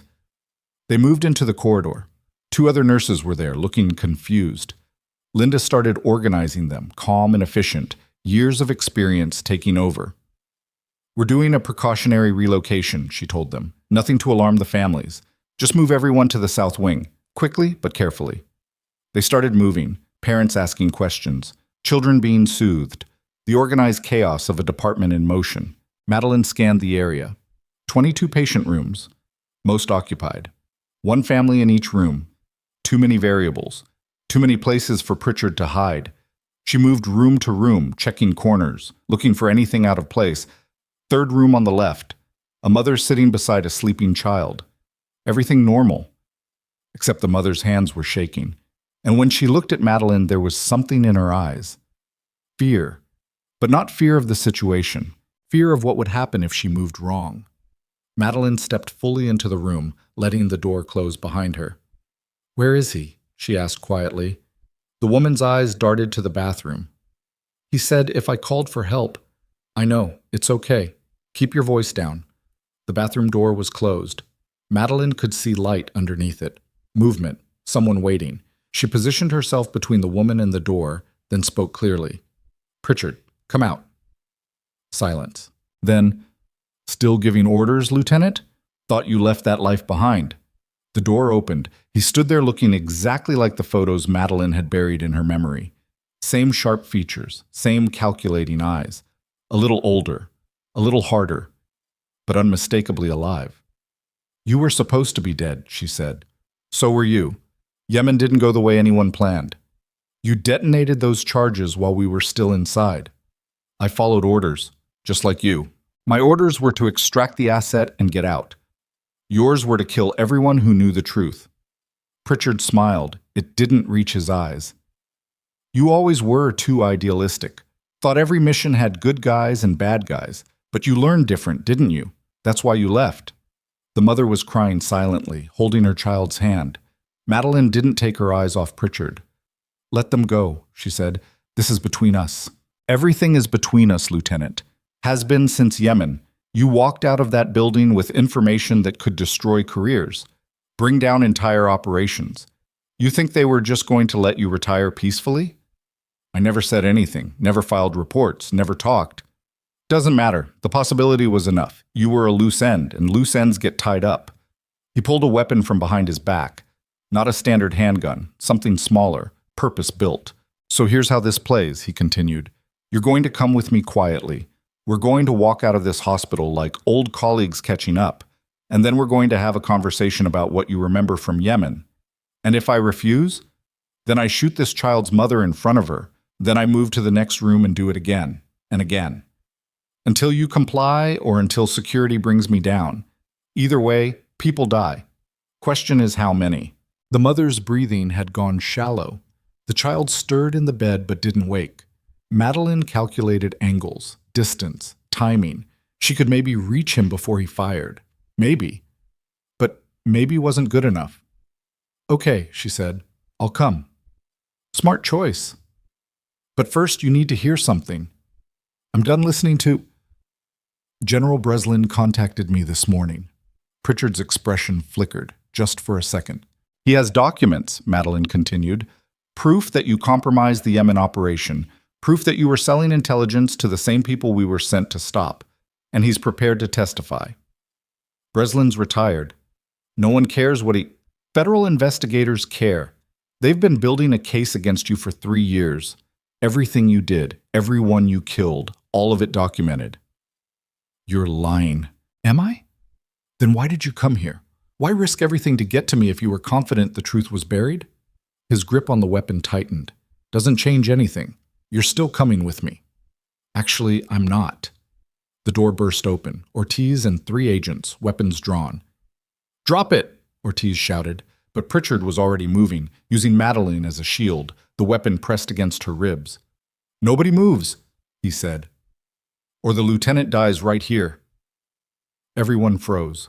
The mother grabbed her child and ran, stumbling into the corridor. Nurses were evacuating the last few rooms, moving quickly, but not panicking. Pritchard backed toward the window, dragging Madeline with him. Here's what's going to happen. You're going to clear a path to the ground floor. You're going to provide a vehicle. And you're going to let me drive away. That's not happening, Ortiz said. Then she dies. Madeline felt the weapon pressing harder, felt Pritchard's breathing against her ear, felt the tension in his body. And she realized something. He wasn't calm, wasn't in control. He was desperate. You can't get out of here, she said quietly, just loud enough for him to hear. Even if they give you a vehicle, you know how this ends. You're blown. Your operation's compromised. Everyone you worked with is going to burn you to save themselves. Shut up. That's why you came for me. Not to clean up a loose end, because you need someone to blame. Someone to point at and say, she was the traitor, not me. But it's not going to work. His hand was shaking now. She could feel it. I said, shut up. You were a good officer once. I remember that. Before Yemen. Before whatever they turned you into. They didn't turn me into anything. I just learned how the world really works. No. You learned how to justify being a coward. He shoved the weapon harder against her ribs. Another word. The window behind him shattered. Not from gunfire. From something else. A tactical team had scaled the outside of the building, positioned on window-washing scaffolding. They'd been there for the last 90 seconds, waiting for the right moment. The distraction was enough. Madeline drove her elbow back into Pritchard's solar plexus, twisted away from the weapon, and dropped. Ortiz's team fired. 3 shots. Center mass. Pritchard went down.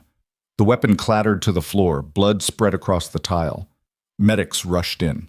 Ortiz kicked the weapon away, secured Pritchard's hands even though he wasn't moving anymore. Madeline stood up slowly, her ribs aching where the weapon had pressed. One of the agents helped her, but she waved them off. I'm fine. She wasn't fine. Her hands were shaking. Her heart was racing. But she was alive. Pritchard coughed, blood on his lips. He looked at Madeline with eyes that were already fading. Doesn't matter, he whispered. Still more coming. Who else? Madeline demanded. Who else is involved? But he was gone before he could answer. Ortiz stood up, holstered his weapon. Get a medical examiner in here and someone call Rains. Tell her we need that evidence package immediately. The next 3 hours were organized chaos. Federal investigators swarmed the hospital. Every employee was interviewed, every security camera reviewed, every piece of evidence cataloged. Marcus Delacroix, sitting in a federal holding cell, realized his situation had just gotten exponentially worse. His lawyer was already negotiating a plea deal. Marcus was talking, naming names, providing documentation he'd kept as insurance. The network unraveled fast. 6 hospital employees arrested, 3 federal agents suspended, 2 private contractors taken into custody. But it was the 7th name that stopped everyone. Deputy Director Carson Wells, CIA, veteran of 30 years, overseer of multiple classified programs including Shepherd Protocol. He was the one who'd ordered the Yemen operation compromised. He was the one who'd been selling intelligence. He was the one who'd spent 3 years hunting Madeline to cover his tracks. And by 4 that afternoon, his office was being raided by federal marshals. Madeline watched the news coverage from a hospital conference room that had been converted into a temporary command center. Ortiz sat beside her, both of them exhausted. "It's over," he said. "Is it?" "Wells is done. His people are rolling on him to save themselves. The evidence Breslin provided is airtight. You're cleared, completely." She nodded but didn't feel relief. "Not yet." "What about the hospital?" she asked. "Board's already in emergency session. They're going to make a statement tonight. Apology, investigation, the whole thing. And me?" Ortiz looked at her. "What about you? Do they want me to leave quietly? Pretend this never happened?" "Actually, they want to offer you a permanent position. Full benefits. Department head if you want it." Madeline laughed. It came out harsh. "A week ago they couldn't fire me fast enough. A week ago they didn't know who you were. They still don't." Richard Santos appeared in the doorway. His scrubs were fresh, his face tired. "Can I talk to her?" Ortiz stood. "I'll give you a minute." He left. Richard sat down in his chair. "Hell of a day," Richard said. "That's one way to put it. I owe you an apology. I knew something was off with Marcus, but I didn't push, didn't ask questions, just went along because it was easier. You're not responsible for his choices." "Maybe not, but I'm responsible for mine." He pulled out a folded paper from his pocket. "The board asked me to give you this. Official offer. But before you read it, I want you to know something." "What?" "This hospital needs you, not because of what you did, because of who you are, the way you work, the way you handle pressure. We need that. I need that." Madeline took the paper but didn't unfold it. "I'm not sure I can go back to normal nursing after everything that's happened." "Then don't. Help us build something better. A trauma program that actually works. Training that prepares people for the worst instead of hoping for the best. You've seen things we can't imagine. Use that." She unfolded the paper, read the offer. The salary was generous. The position was real. Director of Trauma Services. "Think about it," Richard said, standing. "But don't take too long. We've got patients who need you." He left. Madeline sat alone in the conference room, looking at the paper in her hands. Her phone buzzed. Text message from a number she didn't recognize. She almost didn't open it. But something made her. "Lieutenant Reeves, this is General Breslin. The charges against you have been formally dismissed. Your record is cleared. Your service is officially recognized. You earned your peace. Don't let anyone tell you otherwise." She stared at the message for a long time. Then Victoria Raines walked in carrying a tablet and looking grimmer than Madeline had ever seen her. "We have a problem," Victoria said. "What now?" "Wells didn't work alone. We're tracking his communications, and there's someone higher up the chain, someone with enough power to orchestrate all of this from a position we can't easily reach." "Who?" Victoria turned the tablet around. On the screen was a photo from a classified briefing, government officials, intelligence directors, and in the background, barely visible, someone Madeline recognized. Sharon Eng, not the HR director from Ridgeline General. Someone who looked exactly like her but wearing a different name badge, different credentials, standing in a CIA briefing room that Sharon shouldn't have had access to. "She's not just HR," Victoria said. "She's an embedded operative, has been for 5 years. And according to Wells's communications, she's the one who suggested hiring you in the first place." Madeline felt the floor drop out from under her. "Where is she now?" "We lost her. She left the hospital 3 hours ago and vanished. No credit card use, no phone signal, just gone." "Then she's running. Or she's positioning for whatever comes next." Madeline stood up. "We need to find her before—" Her phone rang. Unknown number again. She answered. Sharon Eng's voice came through, calm and professional as always. "Hello, Madeline. I imagine you have questions." "Where are you?" "Somewhere safe. Somewhere you'll never find me. But that's not why I'm calling." "Then why?" "To tell you that everything you think you know about Yemen is wrong. Pritchard wasn't working for Wells. Wells wasn't working for the CIA. They were all working for someone else. Someone who's been watching you for much longer than 3 years." "Who?" "Someone who wants to meet you, face to face, tomorrow, noon. The old railway station on 7th Street. Come alone." "That's not happening." "Then the evidence General Breslin thinks he has? It disappears. The testimony he's prepared to give gets discredited, and you go back to being the traitor who got her team killed. Your choice." The line went dead. Madeline stared at the phone. Victoria was watching her. What did she say? She wants a meeting, tomorrow. Says there's someone above Wells who's been pulling all the strings. It's a trap, obviously. So you're not going. Madeline looked at the offer letter still in her hand, looked at the conference room that represented a normal life, looked at the choice in front of her. Then she crumpled the letter and threw it in the trash. Get me everything you have on that railway station, she said. Floor plans, access points, security cameras. I want to know every inch of that building. Madeline, this doesn't end until I know who's really behind this, and they just gave me an address.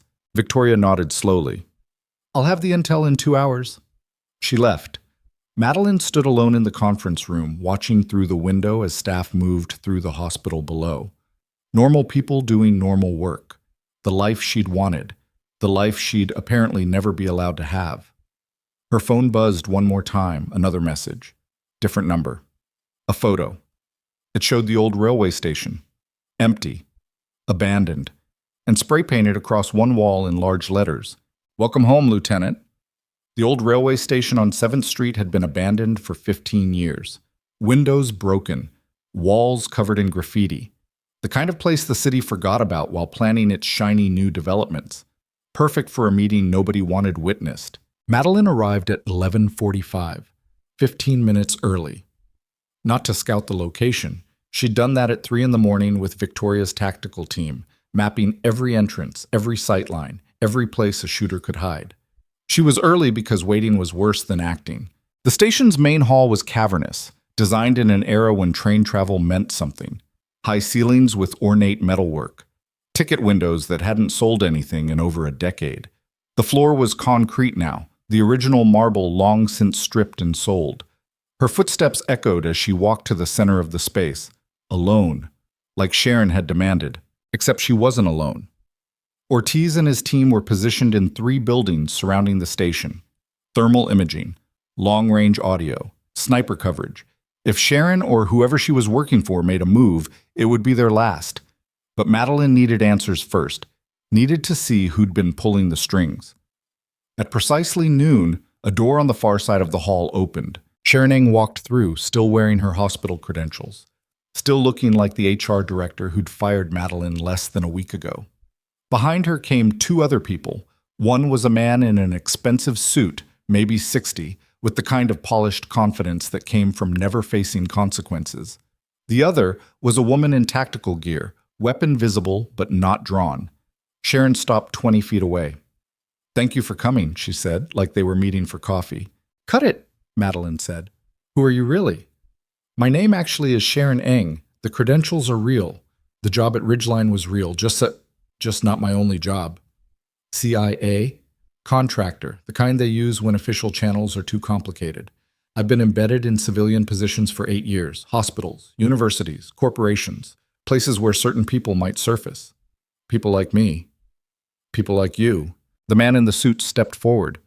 "Lieutenant Reeves, I'm Gerald Tannhauser, former deputy director of the National Clandestine Service. I oversaw Shepherd Protocol during your time in service." Madeline studied him. The name was familiar. She'd seen it on classified briefings, heard it mentioned in secure facilities. But she'd never met him. "You retired 2 years ago," she said, "officially. In reality, I transitioned to private sector work, consulting for organizations that need expertise in delicate operations." "You mean you started selling secrets?" His expression didn't change. "I prefer to think of it as optimizing the use of institutional knowledge. Call it whatever helps you sleep. Why am I here?" Tannhauser glanced at Sharon. She nodded slightly. "Because," he said, "you're the only loose end left from Yemen. Wells is in custody. Pritchard is dead. Marcus and his network are compromised. Everyone who knew what really happened has been neutralized, except you. So this is cleanup. This is an opportunity." He pulled a tablet from his jacket, held it up so she could see the screen. It showed a bank account. Offshore. 8 digits before the decimal point. "That's yours," he said. "In exchange for your silence, your permanent binding silence. Sign a non-disclosure agreement, take the money, and disappear. We'll even help you build a new identity, new life, new everything." Madeline looked at the number. It was more money than she'd earn in 20 years of nursing. And if I refuse, then Sharon releases the evidence we fabricated, the communications, the financial transactions, everything that proves you were the one who betrayed Shepard Protocol. Your face will be on every news channel by tonight. Traitor, coward, the woman who got her team killed for money. Except General Breslin has real evidence that clears me. Tannhauser smiled. Had, past tense. General Breslin suffered a fatal heart attack this morning. Very tragic, very sudden, and all his documentation conveniently disappeared from his office before federal agents could secure it. The words hit like a punch. Madeline felt the floor tilt beneath her. You killed him. He had a pre-existing condition. These things happen. The woman in tactical gear shifted position slightly. Madeline noticed, calculated. She was fast, trained, probably had orders to shoot if Madeline tried anything. But Madeline wasn't thinking about shooting. She was thinking about General Breslin, a man who'd served his country for 40 years, who'd tried to do the right thing, who'd died because he'd stood up for someone who couldn't defend herself. You're wondering if we're bluffing, Tannhauser said. We're not. We have the resources, the connections, the capability to destroy you completely, or to make you wealthy beyond anything you've imagined. Your choice, but choose now. Madeline looked at Sharon. How do you live with yourself? By understanding that the world is complicated, that sometimes good people have to do questionable things to prevent worse outcomes. You learned that in Yemen. That's why you left. I left because I was tired of people like you deciding who lives and who dies based on what's convenient. And yet here you are, alone, powerless, facing a choice between survival and destruction. You think I'm alone? Sharon's expression flickered. We scanned for surveillance. There's no one. You scanned for electronics, federal teams, official presence. Madeline's voice was steady. You didn't scan for what I actually brought. The side door opened. Not the one Sharon had used, the one on the opposite side of the hall. Through it walked 12 people. No weapons, no tactical gear, just regular people in regular clothes. Richard Santos, Ashley Park, Linda Vasquez, other staff from Ridgeline General, people who'd doubted Madeline, people who'd learned better. Behind them came Victoria Rains and her investigation team. Then a woman in a dark suit who Madeline didn't recognize but whose credentials identified her as Deputy Attorney General.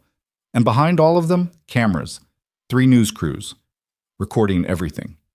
Sharon's face went white. What did you... You wanted me alone, Madeline said. I came alone, but I never said I'd keep this private. Tannhauser was already backing toward the exit, but federal agents were there now, blocking it. Martinez and his team, weapons drawn. Gerald Tannhauser, Victoria Rains announced, her voice carrying across the hall. You're under arrest for conspiracy, murder, and violations of federal security statutes. Sharon Eng, same charges. The tactical woman went for her weapon, but she never cleared the holster. Martinez's team moved faster. She was on the ground in 3 seconds, hands secured. Sharon didn't run, just stood there, her professional mask crumbling. You don't understand, she said. We were protecting national security. Everything we did, everything you did was to protect yourselves, Madeline said quietly. You compromised operations, killed your own people, destroyed lives, and you called it national security because it sounded better than greed. Tannhauser was shouting about lawyers and immunity in classified operations. Nobody was listening. The Deputy Attorney General approached Madeline. I've reviewed your file. The real one. Not the version they fabricated. You're cleared. Fully. And on behalf of the federal government, I apologize for what you've endured. Breslin was the one who deserved the apology. He died trying to clear my name. His death is under investigation. If it was murder, those responsible will face justice. Justice, Madeline repeated. The word felt hollow. But then she looked at Tannhauser being led away in handcuffs, looked at Sharon's destroyed expression, looked at the cameras recording every second. Maybe justice wasn't hollow after all. The next few hours were a blur of statements and depositions and legal procedures. Madeline sat in a federal building answering questions she'd hoped to never face again. But this time was different. This time, people were listening. By evening, the story had broken nationally. Former intelligence officials arrested, conspiracy spanning multiple agencies, a nurse who'd been hunted for 3 years finally vindicated, The media wanted interviews. Madeline declined all of them. She drove back to Ridgeline General as the sun was setting. The parking lot was half empty, the day shift ending, the night shift beginning. She sat in her car for a long moment, looking at the building. Richard Santos found her there. He knocked on the window. She rolled it down. "Thought you might show up," he said. "Why?" "Because this is where it started. Makes sense it's where you'd come to figure out how it ends." He opened the passenger door, sat down without asking. They were quiet for a minute. "The board met this afternoon," Richard finally said. "Emergency session. They rescinded your termination, offered you full reinstatement plus back pay. Director of Trauma Services. The position's still open if you want it." "Do you want me to take it?" "What I want doesn't matter. Question is what you want." Madeline looked at the hospital. 3 days ago, I wanted normal, quiet shifts. No drama, just medicine. And now? Now I'm not sure normal exists for me anymore. Then don't chase normal. Chase useful. Richard shifted to face her. "You know what I learned watching you work? That trauma isn't just about injuries. It's about chaos. Systems breaking down. People making impossible choices under impossible pressure. And the difference between who lives and who dies is usually one person who refuses to panic. That's not unique to me. Unique to, maybe not, but it's rare, and we need it." He pulled out a folded paper, the same offer letter she'd thrown away. "I fished this out of the trash, read it again, really read it." She took it. The words were the same, but they felt different now. Director of Trauma Services. Build new protocols, train new teams, turn Ridgeline into a center of excellence for crisis medicine. Not just a job, a purpose. "Think about it," Richard said. "But this time, no pressure, no threats, no hidden agendas, just an offer from someone who respects what you can do." He got out of the car and walked back toward the hospital. Madeline sat there reading the letter until the words blurred. Her phone rang. "Ortiz. Wanted you to hear it from me first," he said. "We found the evidence, the real evidence. Breslin had copies stored with his attorney. Everything about Yemen, everything about Tannhauser's operation. It's all documented. Will it stick?" "It'll bury them. Tannhauser's already negotiating a plea. Sharon's lawyer is trying to cut a deal. They're done." "And the people who died? My teammates in Yemen? Breslin? We're building murder cases. It'll take time, but they'll get their justice." "Yes." She closed her eyes. "Thank you. You did the hard part. I just filled out the paperwork." He hung up. Madeline got out of the car and walked into the hospital. The lobby was quiet. Evening visiting hours, families coming and going, staff changing shifts, normal hospital rhythms. She took the elevator to the 4th floor. Pediatrics. Linda Vasquez was at the nurses' station, reviewing charts. She looked up as Madeline approached. "Saw you on the news," Linda said. "Hell of a story. Wasn't trying to make news." "Never are." Linda set down her pen.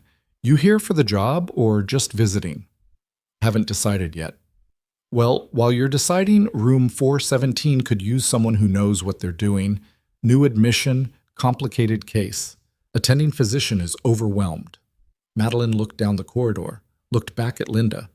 "I don't officially work here." "Officially, I don't care. You know medicine. I've got a patient who needs it. Everything else is paperwork."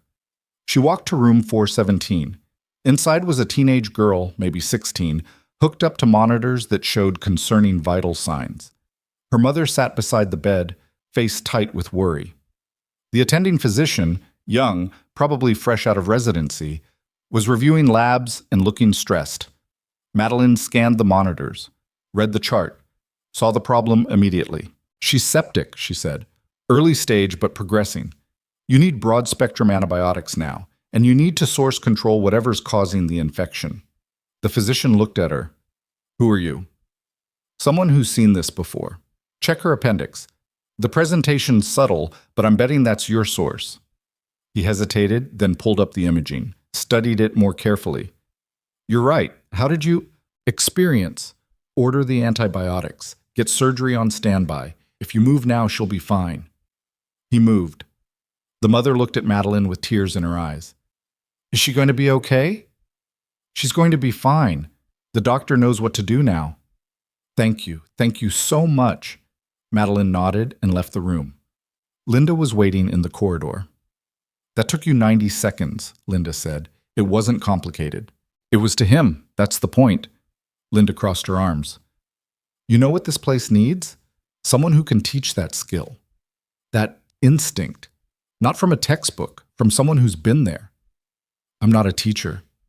You just taught that physician more in 90 seconds than he learned in 6 months of residency. So yeah, you are. Madeline started to respond, but her phone buzzed. Text message from Ashley Park. Heard you were in the building. ER needs you. Multiple trauma incoming. Please. She showed the message to Linda. Looks like you're needed downstairs too, Linda said. Question is whether you're going to keep pretending you don't belong here.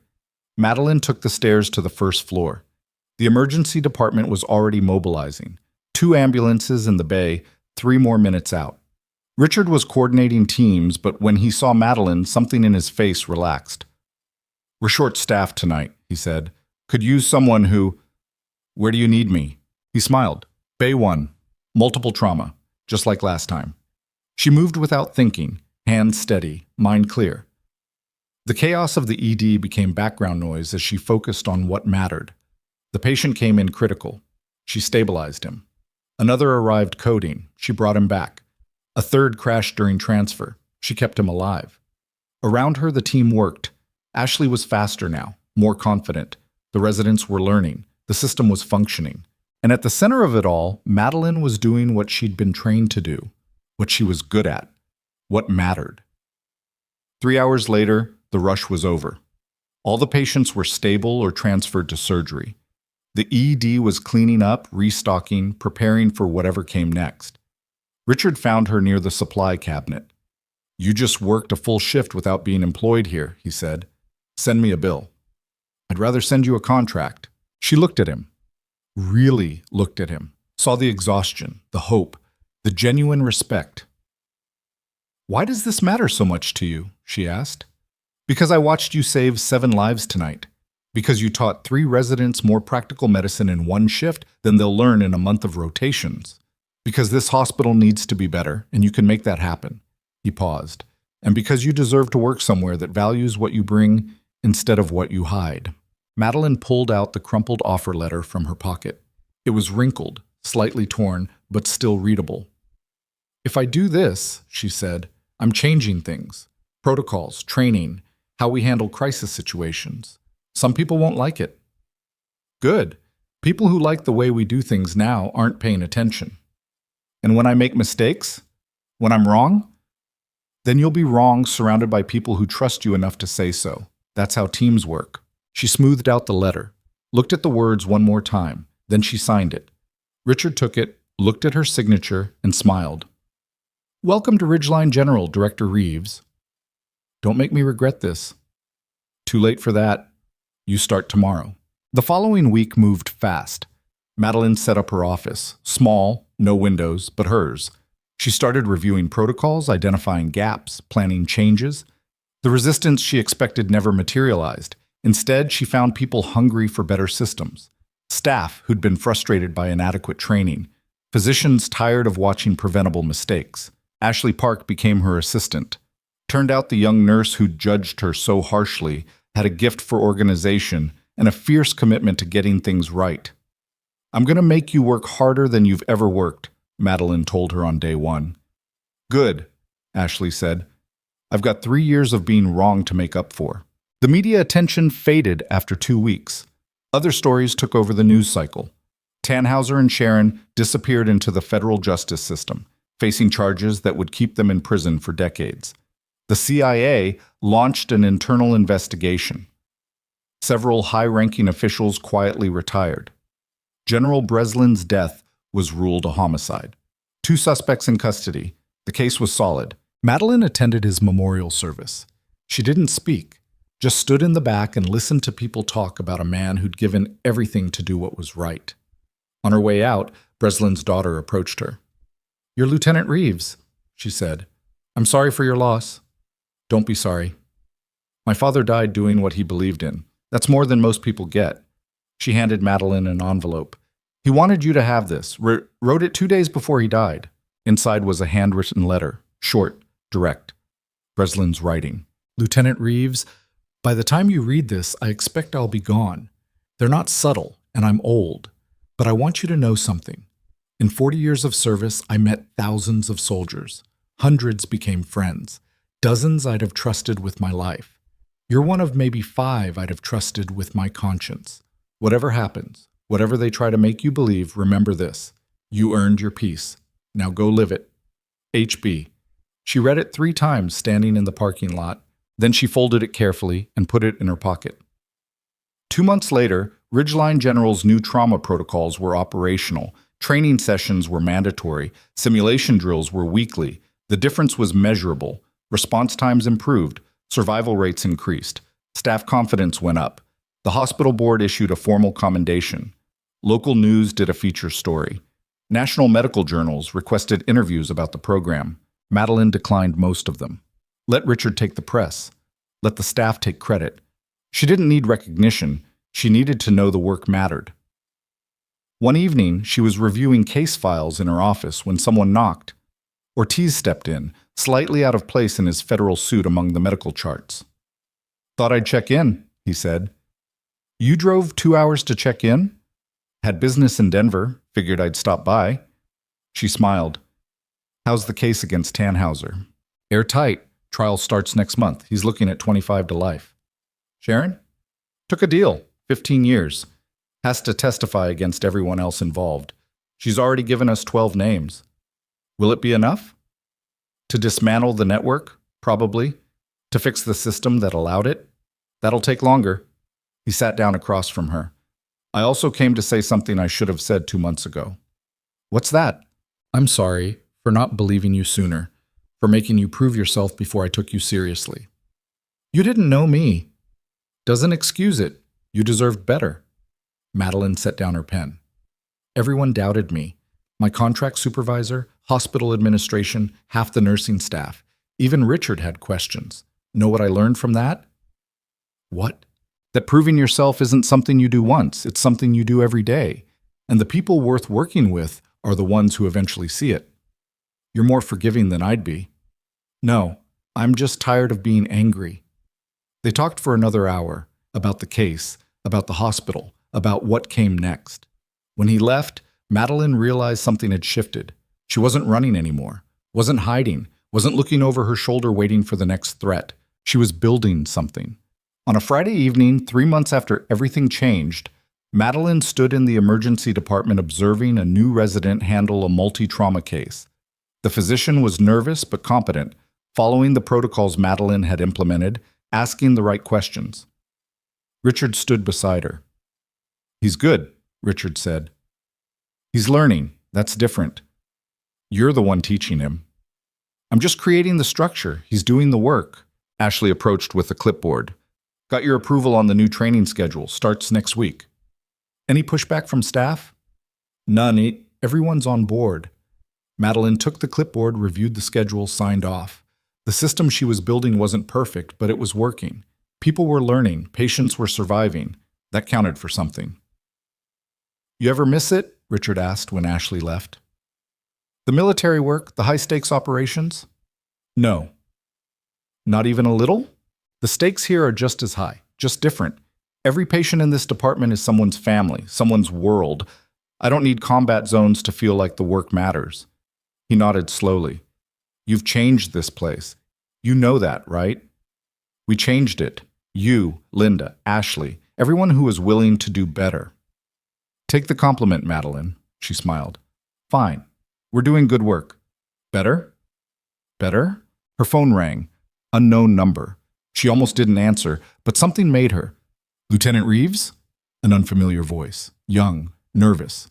Who's this? My name is Captain Sarah Mitchell. I'm with the Army Medical Command. I've been reading about the trauma program you developed at Ridgeline General. I was wondering if you'd consider consulting on a project we're developing. Military field medicine. We're trying to improve survival rates in combat zones, and your protocols are exactly the kind of thing we need. Madeline looked at Richard. At the emergency department. At the life she'd built. I'm not going back into service, she said carefully. I'm not asking you to. Just consulting. Remote work. Maybe quarterly visits to training facilities. You'd be teaching medics the same skills you're teaching civilian staff, helping soldiers come home alive. She thought about Yemen, thought about the teammates she'd lost, thought about General Breslin. "Send me the details," she said. "I'll look at it." "Thank you, Lieutenant. This could save a lot of lives." "That's the idea." She hung up. Richard raised an eyebrow. "What was that?" "Someone asking me to teach military medics." "You going to do it?" "Maybe, if it doesn't interfere with the work here." "It won't. And you should. The skills you have shouldn't stay in one hospital. They should spread." "Since when are you okay with sharing your staff?" "Since I realized you were never just my staff. You're too good to be contained in one department." He smiled.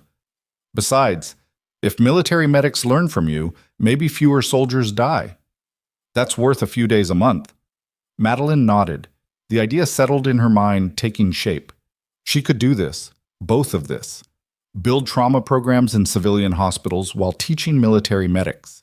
Use everything she'd learned in the worst places to make sure fewer people experienced those same places. Turn the nightmares into purpose. That evening, Madeline drove to the lake house. The cabin was quiet, untouched since the confrontation with Keller's team months ago. She thought about selling it, thought about leaving it behind. But tonight, she walked inside and realized it didn't feel like a hiding place anymore. It felt like somewhere she could breathe. She sat on the porch watching the sunset paint the mountains in shades of gold and purple. Her phone was off. The world was quiet. For the first time in years, she felt something close to peace. Not because the threats were gone, not because the past was erased, because she'd stopped running from it and started using it. The nurse who'd been dismissed, who'd been hunted, who'd been accused of treason and forced to prove her worth over and over. That nurse had won, not by being perfect, not by never making mistakes, not by fitting into someone else's idea of who she should be, by refusing to quit, by doing the work even when no one believed in her, by building something better from the wreckage of what others had destroyed. Madeline pulled out General Breslin's letter. Read it one more time in the fading light. "You earned your peace. Now go live it." She was trying. Every day. Building trauma programs, training staff, teaching residents, consulting with military commands, saving lives in all the ways that mattered. The phone in her pocket buzzed. She almost left it off. But she checked. Text message from Ashley. "Sorry to bother you on your day off, but we have a situation. Attending wants your advice on a complex case. Are you available?"